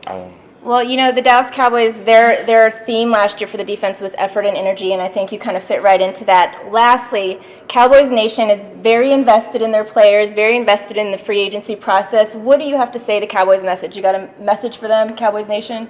Yeah, man, I got a message. You guys got a guy that's going to go out here and, fight, do whatever I have to do to win, and this is a special place. I'm very happy and very honored to be here, and you guys are going to get the best out of me. Well, Britt Johnson here for DallasCowboys.com with Dante Fowler. We are so excited to have you and get ready for this upcoming season. Shout out to Britt Johnson, or her last name Johnson. Appreciate her for that amazing conversational piece. I thank the guy, man, who hit me up on IG. It was Jay, man. Appreciate you, man, for hitting me up with that one. Appreciate you, man, for sharing that information with the nation. And one of the things that I'm going to say that, if we, Jay Smoke, appreciate you. DM for the Gallup. Okay, I see the Gallup now in the chat. Shout out to Michael Gallup as well. But Gallup situation is that we still waiting. We still waiting for Gallup to come back and to at least show us something as far as even as running a cone drill or catching the ball in the air without running a route. We got to wait for that to happen. But here's the link to that video, by the way. It's in the chat box, so feel free to check out the amazing interview that the lady put together on him, and that's an amazing situation for us to have a guy that get the big picture, right? He get it, and I can see what's going on. Tyreek Hill got traded. Yeah, we talked about that. Carlos Watkins, how much is he getting? $6 million APY? I don't know. Let me see if I can find the contract numbers for Carlos Watkins. But in the meantime, in the between time, let's segue over to this one right here. Let's look into the film. In this video, we're looking at Dante Fowler. Now, he's a hot and cold guy, just like his season throughout his career. Started off hot. Sometimes he go cold. When he go cold, he go cold. And he's 6'3", 265 pounds. He played with 265 and he played with 245. And as you guys can see, he got his hands in the dirt on this play and was able to get this sack. Now, granted, Fowler is this type of guy. I believe coaching plays a major role. At one point of his time in his career, he had 8 sacks, averaging that, and now he had his biggest sack production. He had 11.5 sacks. So we see him everywhere. And in this game, I believe this is the game that Dan Quinn fell in love with good old Dante. Now, this is the thing. This is when he played with the Rams. He had 11 sacks in this season, and he was a guy that, man, twist down inside, got to the quarterback, and he always tend to go for the ball. We're going to point out that. But good sack on good old Matt Ryan off of this play. And you see his speed, the power is there. Just got to keep his pad levels lower. And he shows that level of inconsistency sometimes been thrown around, but neither here nor there. He is a guy that I look at the Cowboys would utilize as that edge rusher, and they would rotate Dorrance Armstrong in. But if you look at his overall skill set, he's cognitive. He's cerebral enough, good hips, transition, his weight and speed, and he bat this ball down. He's not fooled. He can see that they're trying to set up the screen pass there and just bat that ball down. So it's not like he's a world-class athlete out here, but he is a guy that can get to the quarterback. All right, so I still don't see, and I appreciate you guys for watching a few of those clips there. I don't see the language of Watkins' contract yet. As far as what he's getting paid for that 1 year's contract. But last season, he had a $400,000 signing bonus, and his contract was $1.7 million. So if he get more money than that, then it's going to be around to maybe a $3 million deal for 1 year. And I would say give the man a $2 million deal and see if he can repeat what he did last season. Give him the same contract. Basically. And then I do know people going to be saying, hey, wait a minute, Log, can you give the guy more money than what he made last year? I don't know. So we'll find out. Let me know how you guys feel with the Fowler situation. Shout out to you, man. Let me know how you feel. It's all about chemistry, yeah. I don't know, but here's what John Machota, shout out to him. He have teams with the most spending, available money to spend right now is 22.9 according to overthecap.com. Appreciate him for putting this out there. Just yesterday we was at 26.9, right? So when all of these deals come to his head or to his top peak, man, my goodness, we will realize that the Cowboys had a lot of money and we didn't play around in the free agency, but outside of signing our own guys. And I think it was John Machota who also put this list out of the players that pretty much the Cowboys, what was his list about? Let me see, hold on. He said, all right, unrestricted. No, I don't want to pull that one up.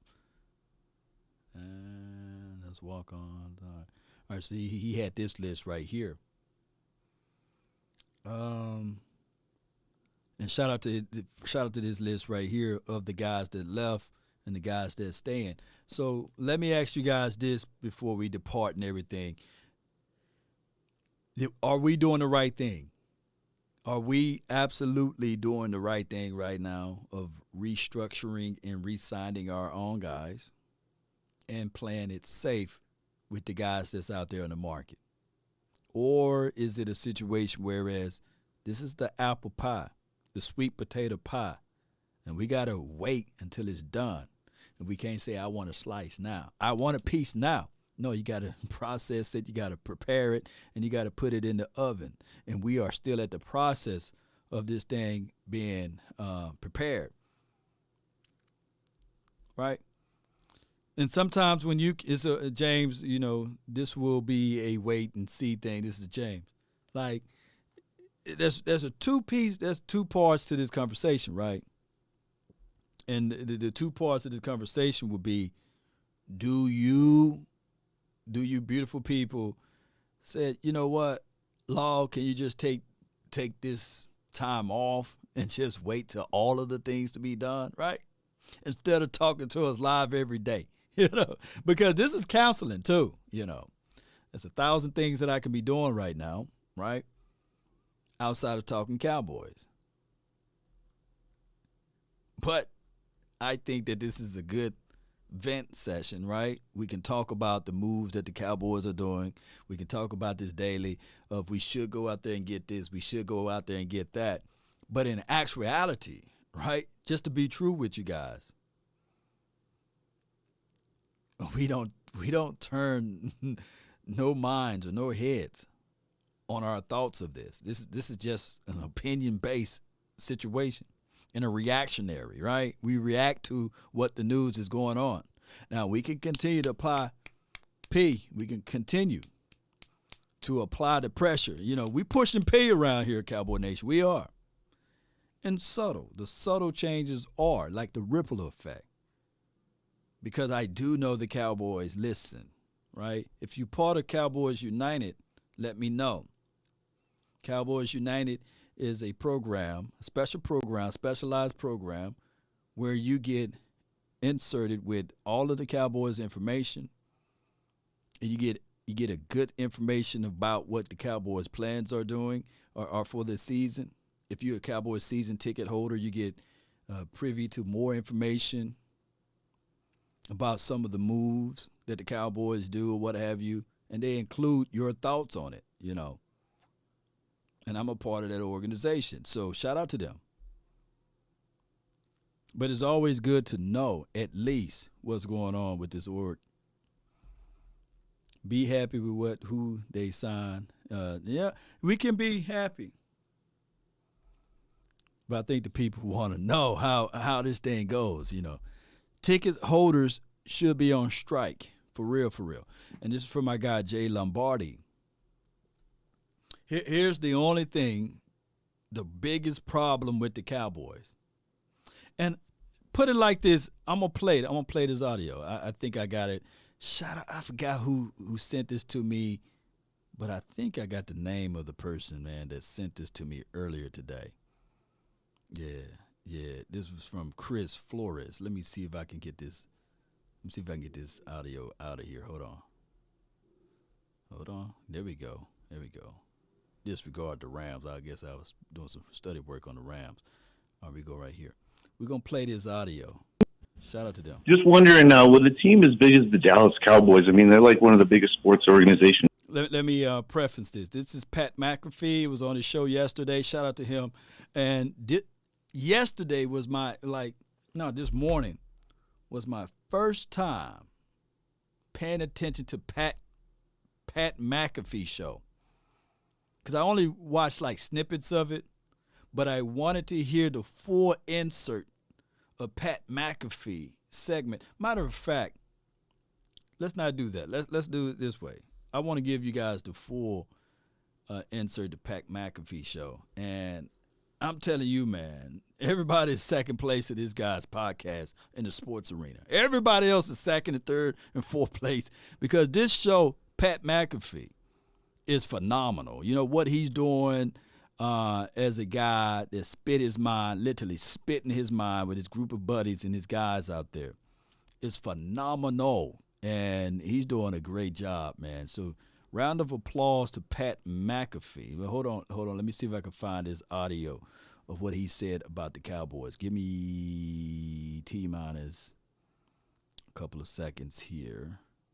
And this guy did a phenomenal job of going over everything. Hold on. Give me 1 second. I got to find it. I got to dig through it now. I got to find it. God, dog, what'd he do? I guess he got his lives chopped. Hold on.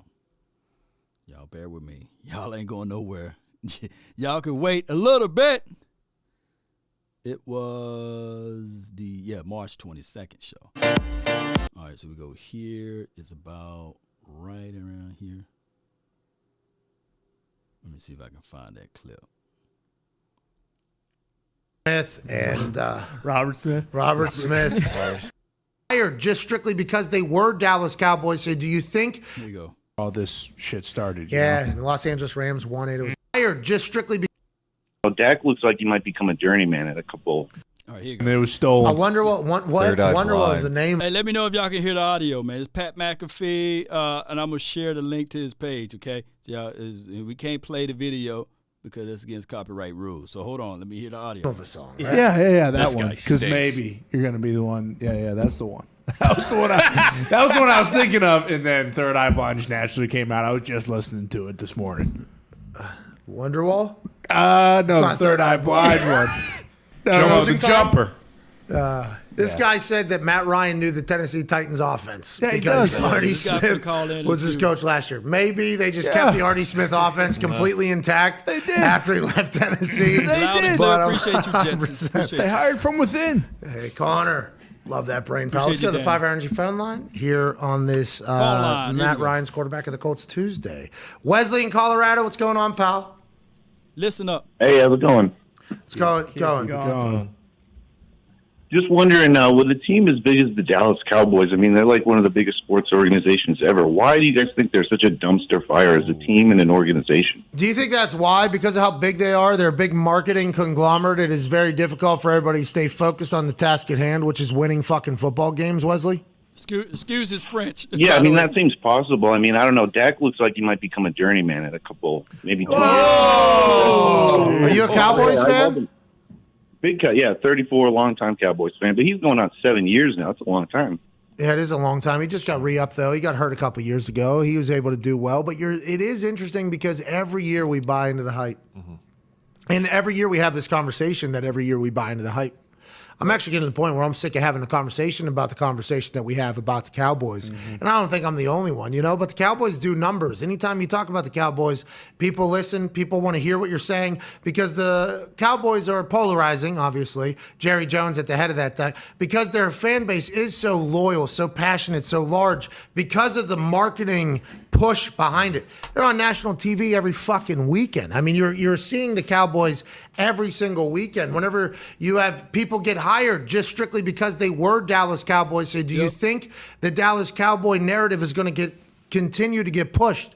Yes. Jerry Jones has a big say in who's on TV, what the schedule making is. He's a part of that entire committee. So I think a lot of networks also try to okay, we're also doing this. Look what we're doing for you, Jerry. So that entire thing. Now, with that being said, on paper, that roster looks unbelievable. I mean, it looks amazing every single year, so it's easy to buy in the hype. It's a great business move by Jerry. Hey, we're going to get a hype team. We're going to do this entire thing. Then we hope the football will take care of itself. But when you're letting people buy office space around your practice facility, I think that is a little bit alarming. And then whenever you have a nightclub in the middle of your practice in your indoor facility that people can buy tickets to, I think that's a little bit alarming too, because I played for a team, was very lucky to be a part of a team that was super scared that anything was going to get out. Hey, listen, there's a fucking camera right over there in between those trees in that neighborhood. Go fucking check it out right now. Or the security have to drive down the street to see if there's somebody looking. And the Cowboys, it's just like kind of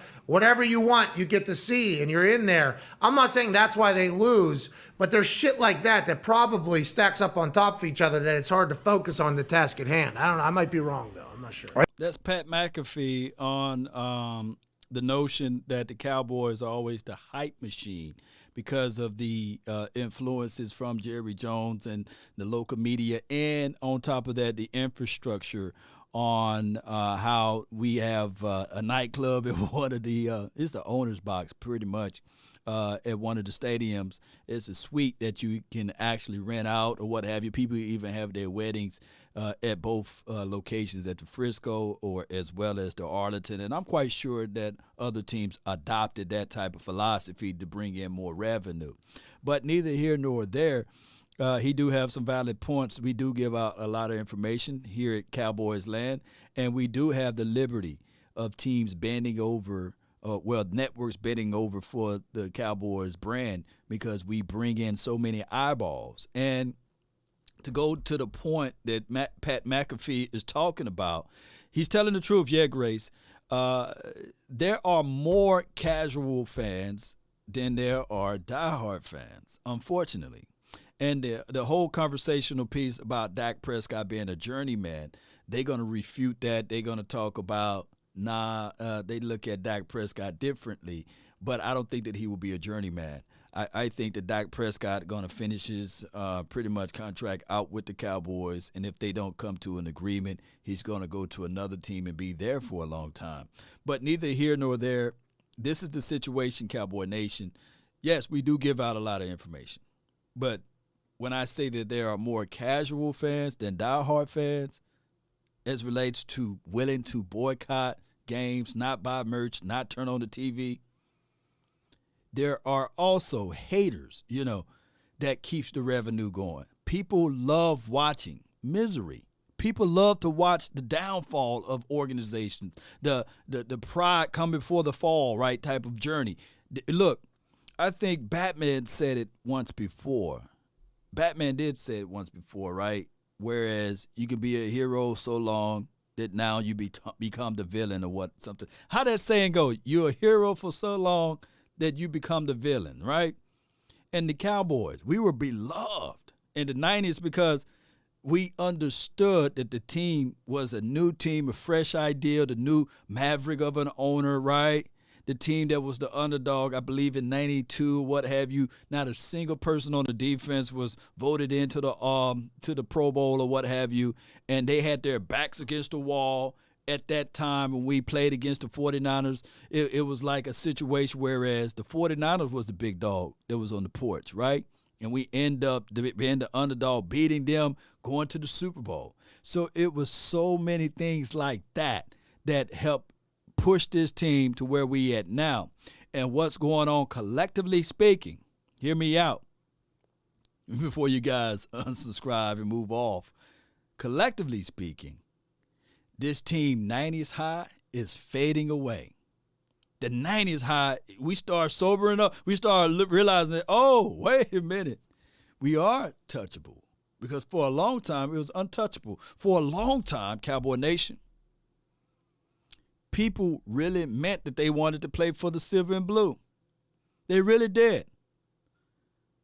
But that 90s high is fading away because of the constraints of the way this organization is being ran. And if you really think about it, we really didn't sign any big name free agent guys in a long time. This going on for decades now. It is. I am awake. Appreciate you. Yeah, in the 90s, Law. Yeah, so we tuning into the Jets. We turning into the Jets, Nick. Yeah, my TV bill need a paid. Yeah, it's possible. I mean, the whole saying what everything's bigger in Texas. Jerry is the sole reason why the Cowboys have such an international fan base. Everybody seems either they feel one way or the other about the Cowboys. They either love them or they hate them. They kind of have an opinion. Big point. I guess it is weird because they always do have a bunch of like big name stars on the roster, and they just haven't been able to get over the hump and win a Super Bowl since Troy and Emmett and all of them were there. So that's why, just because I guess we have such high expectations for them due to the star power that they have there. Well, see, star power. AJ Hawk, with the slick back, I think he got a ponytail behind there. People with the question mark. 90s high, it is. That high can last for a long time. 3 Super Bowls, baby. 3 Super Bowls in the 90s. And the way the Cowboys flipped this whole organization, not just the Cowboys, but the NFL, baby. That high went a long way, baby. And then you got a maverick of you had a maverick of an owner, right? And all of the luxury things the luxurious things that we brought to the table. The TV deal, the first TV deal. Oh, excuse me, the big stadium. That high, look, when the Cowboys had that roof that retract and get peeled back, that was a high. People would come and plan their vacation time to Texas. Am I still alive? Let me see right here.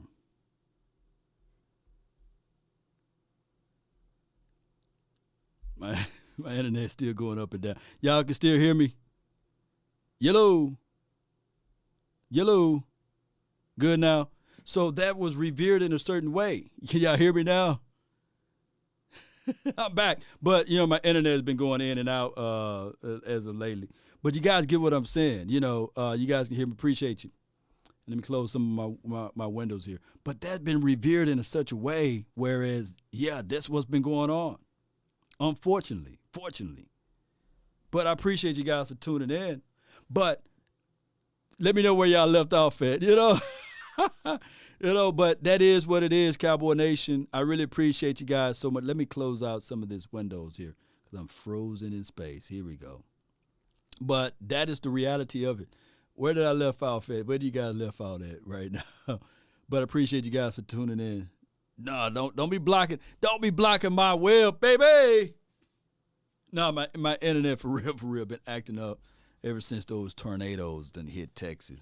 I've been going through slow internet. About 10 seconds back. Okay, cool. Jesse, Jerry, let me stop talking about Jerry Jones. Let me.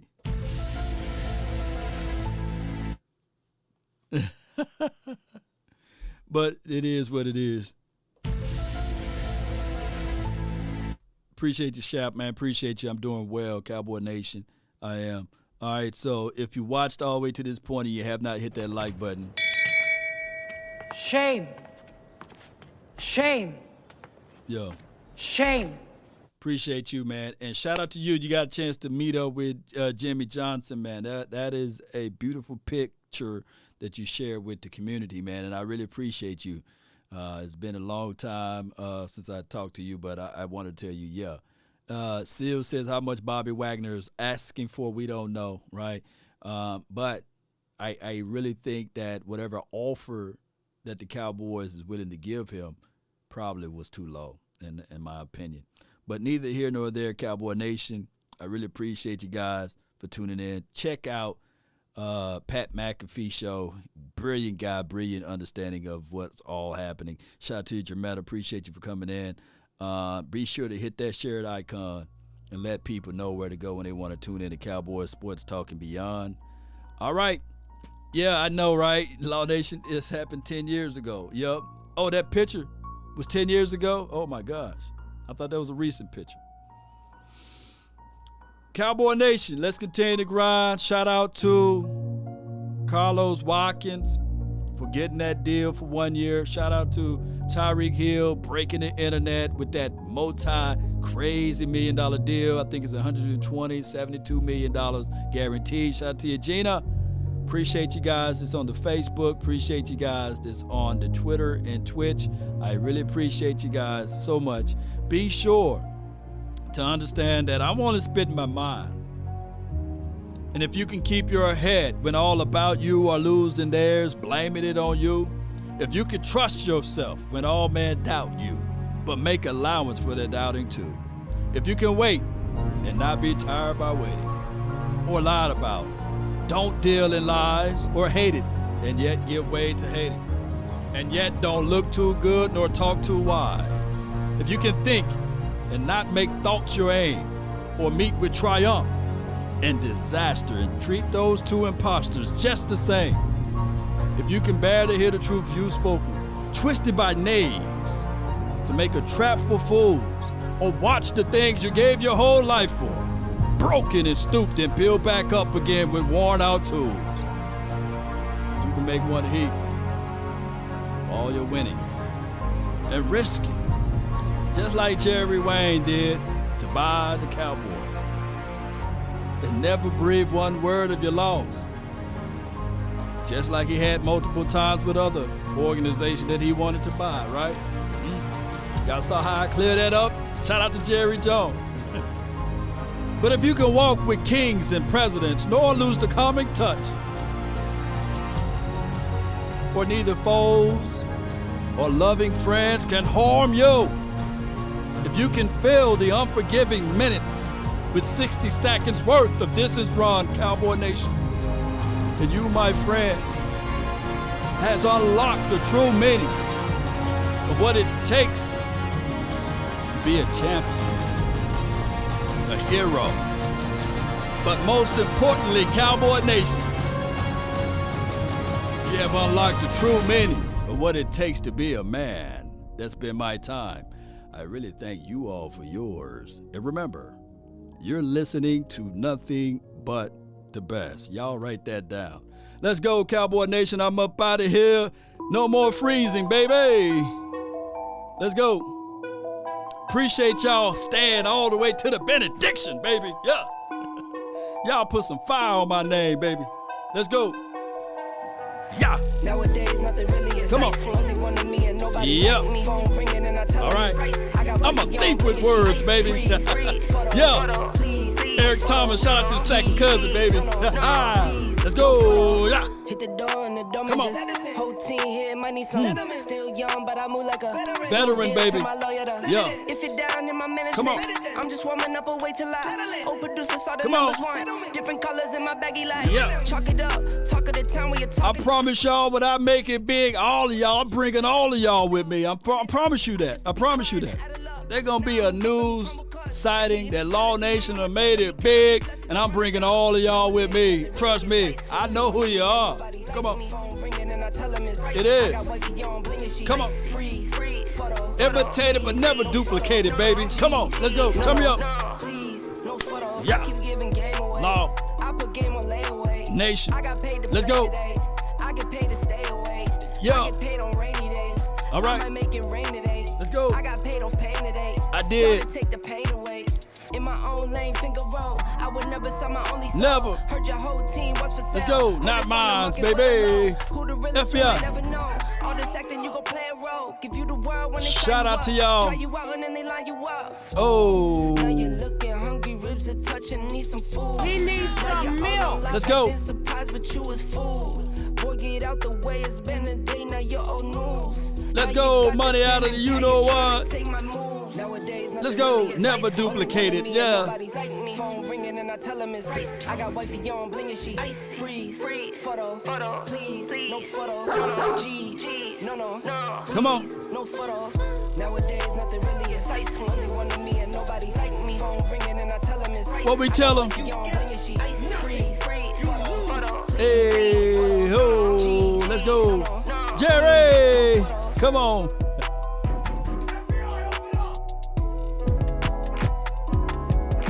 Let's slow it down for your mind, baby.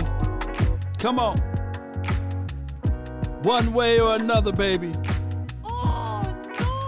No. No. I want me some glory hole. Let's go. Baby. 1, 2, 3. As the world spins. Shout out to you, Jeffrey. Come on.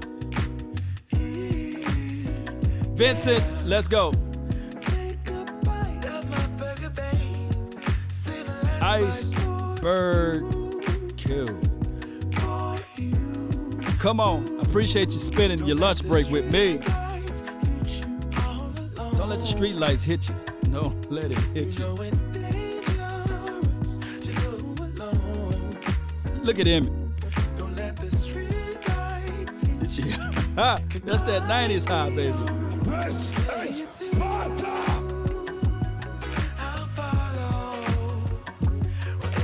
The 90s high. Shout out to my dog, man.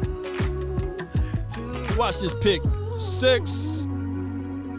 Come on. The bottom line says nothing but the best. Let's go. And another one.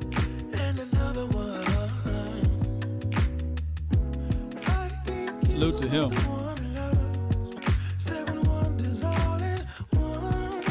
Write this one down, Cowboy Nation.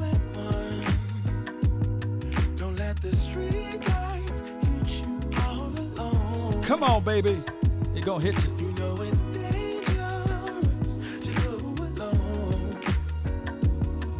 Come on. Watch D-Law hit. Bam, get that ball up out of there.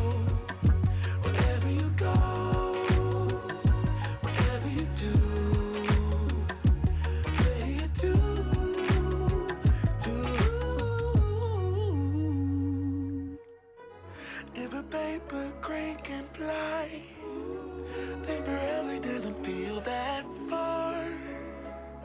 So far, so far. If a paper crane can fly, then forever doesn't feel that far. So far, so far. If a paper crane can fly, supply. We up out of here. Appreciate y'all. One love, Cowboy Nation. Let's grind to shine. Salute.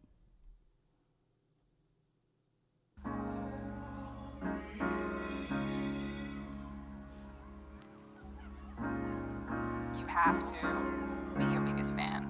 And when things are really tough and they're really rough and nothing's working, but there's something inside of you that says, I just have to follow that. Because you don't know who you're going to meet, who you're going to meet, who you're going to meet.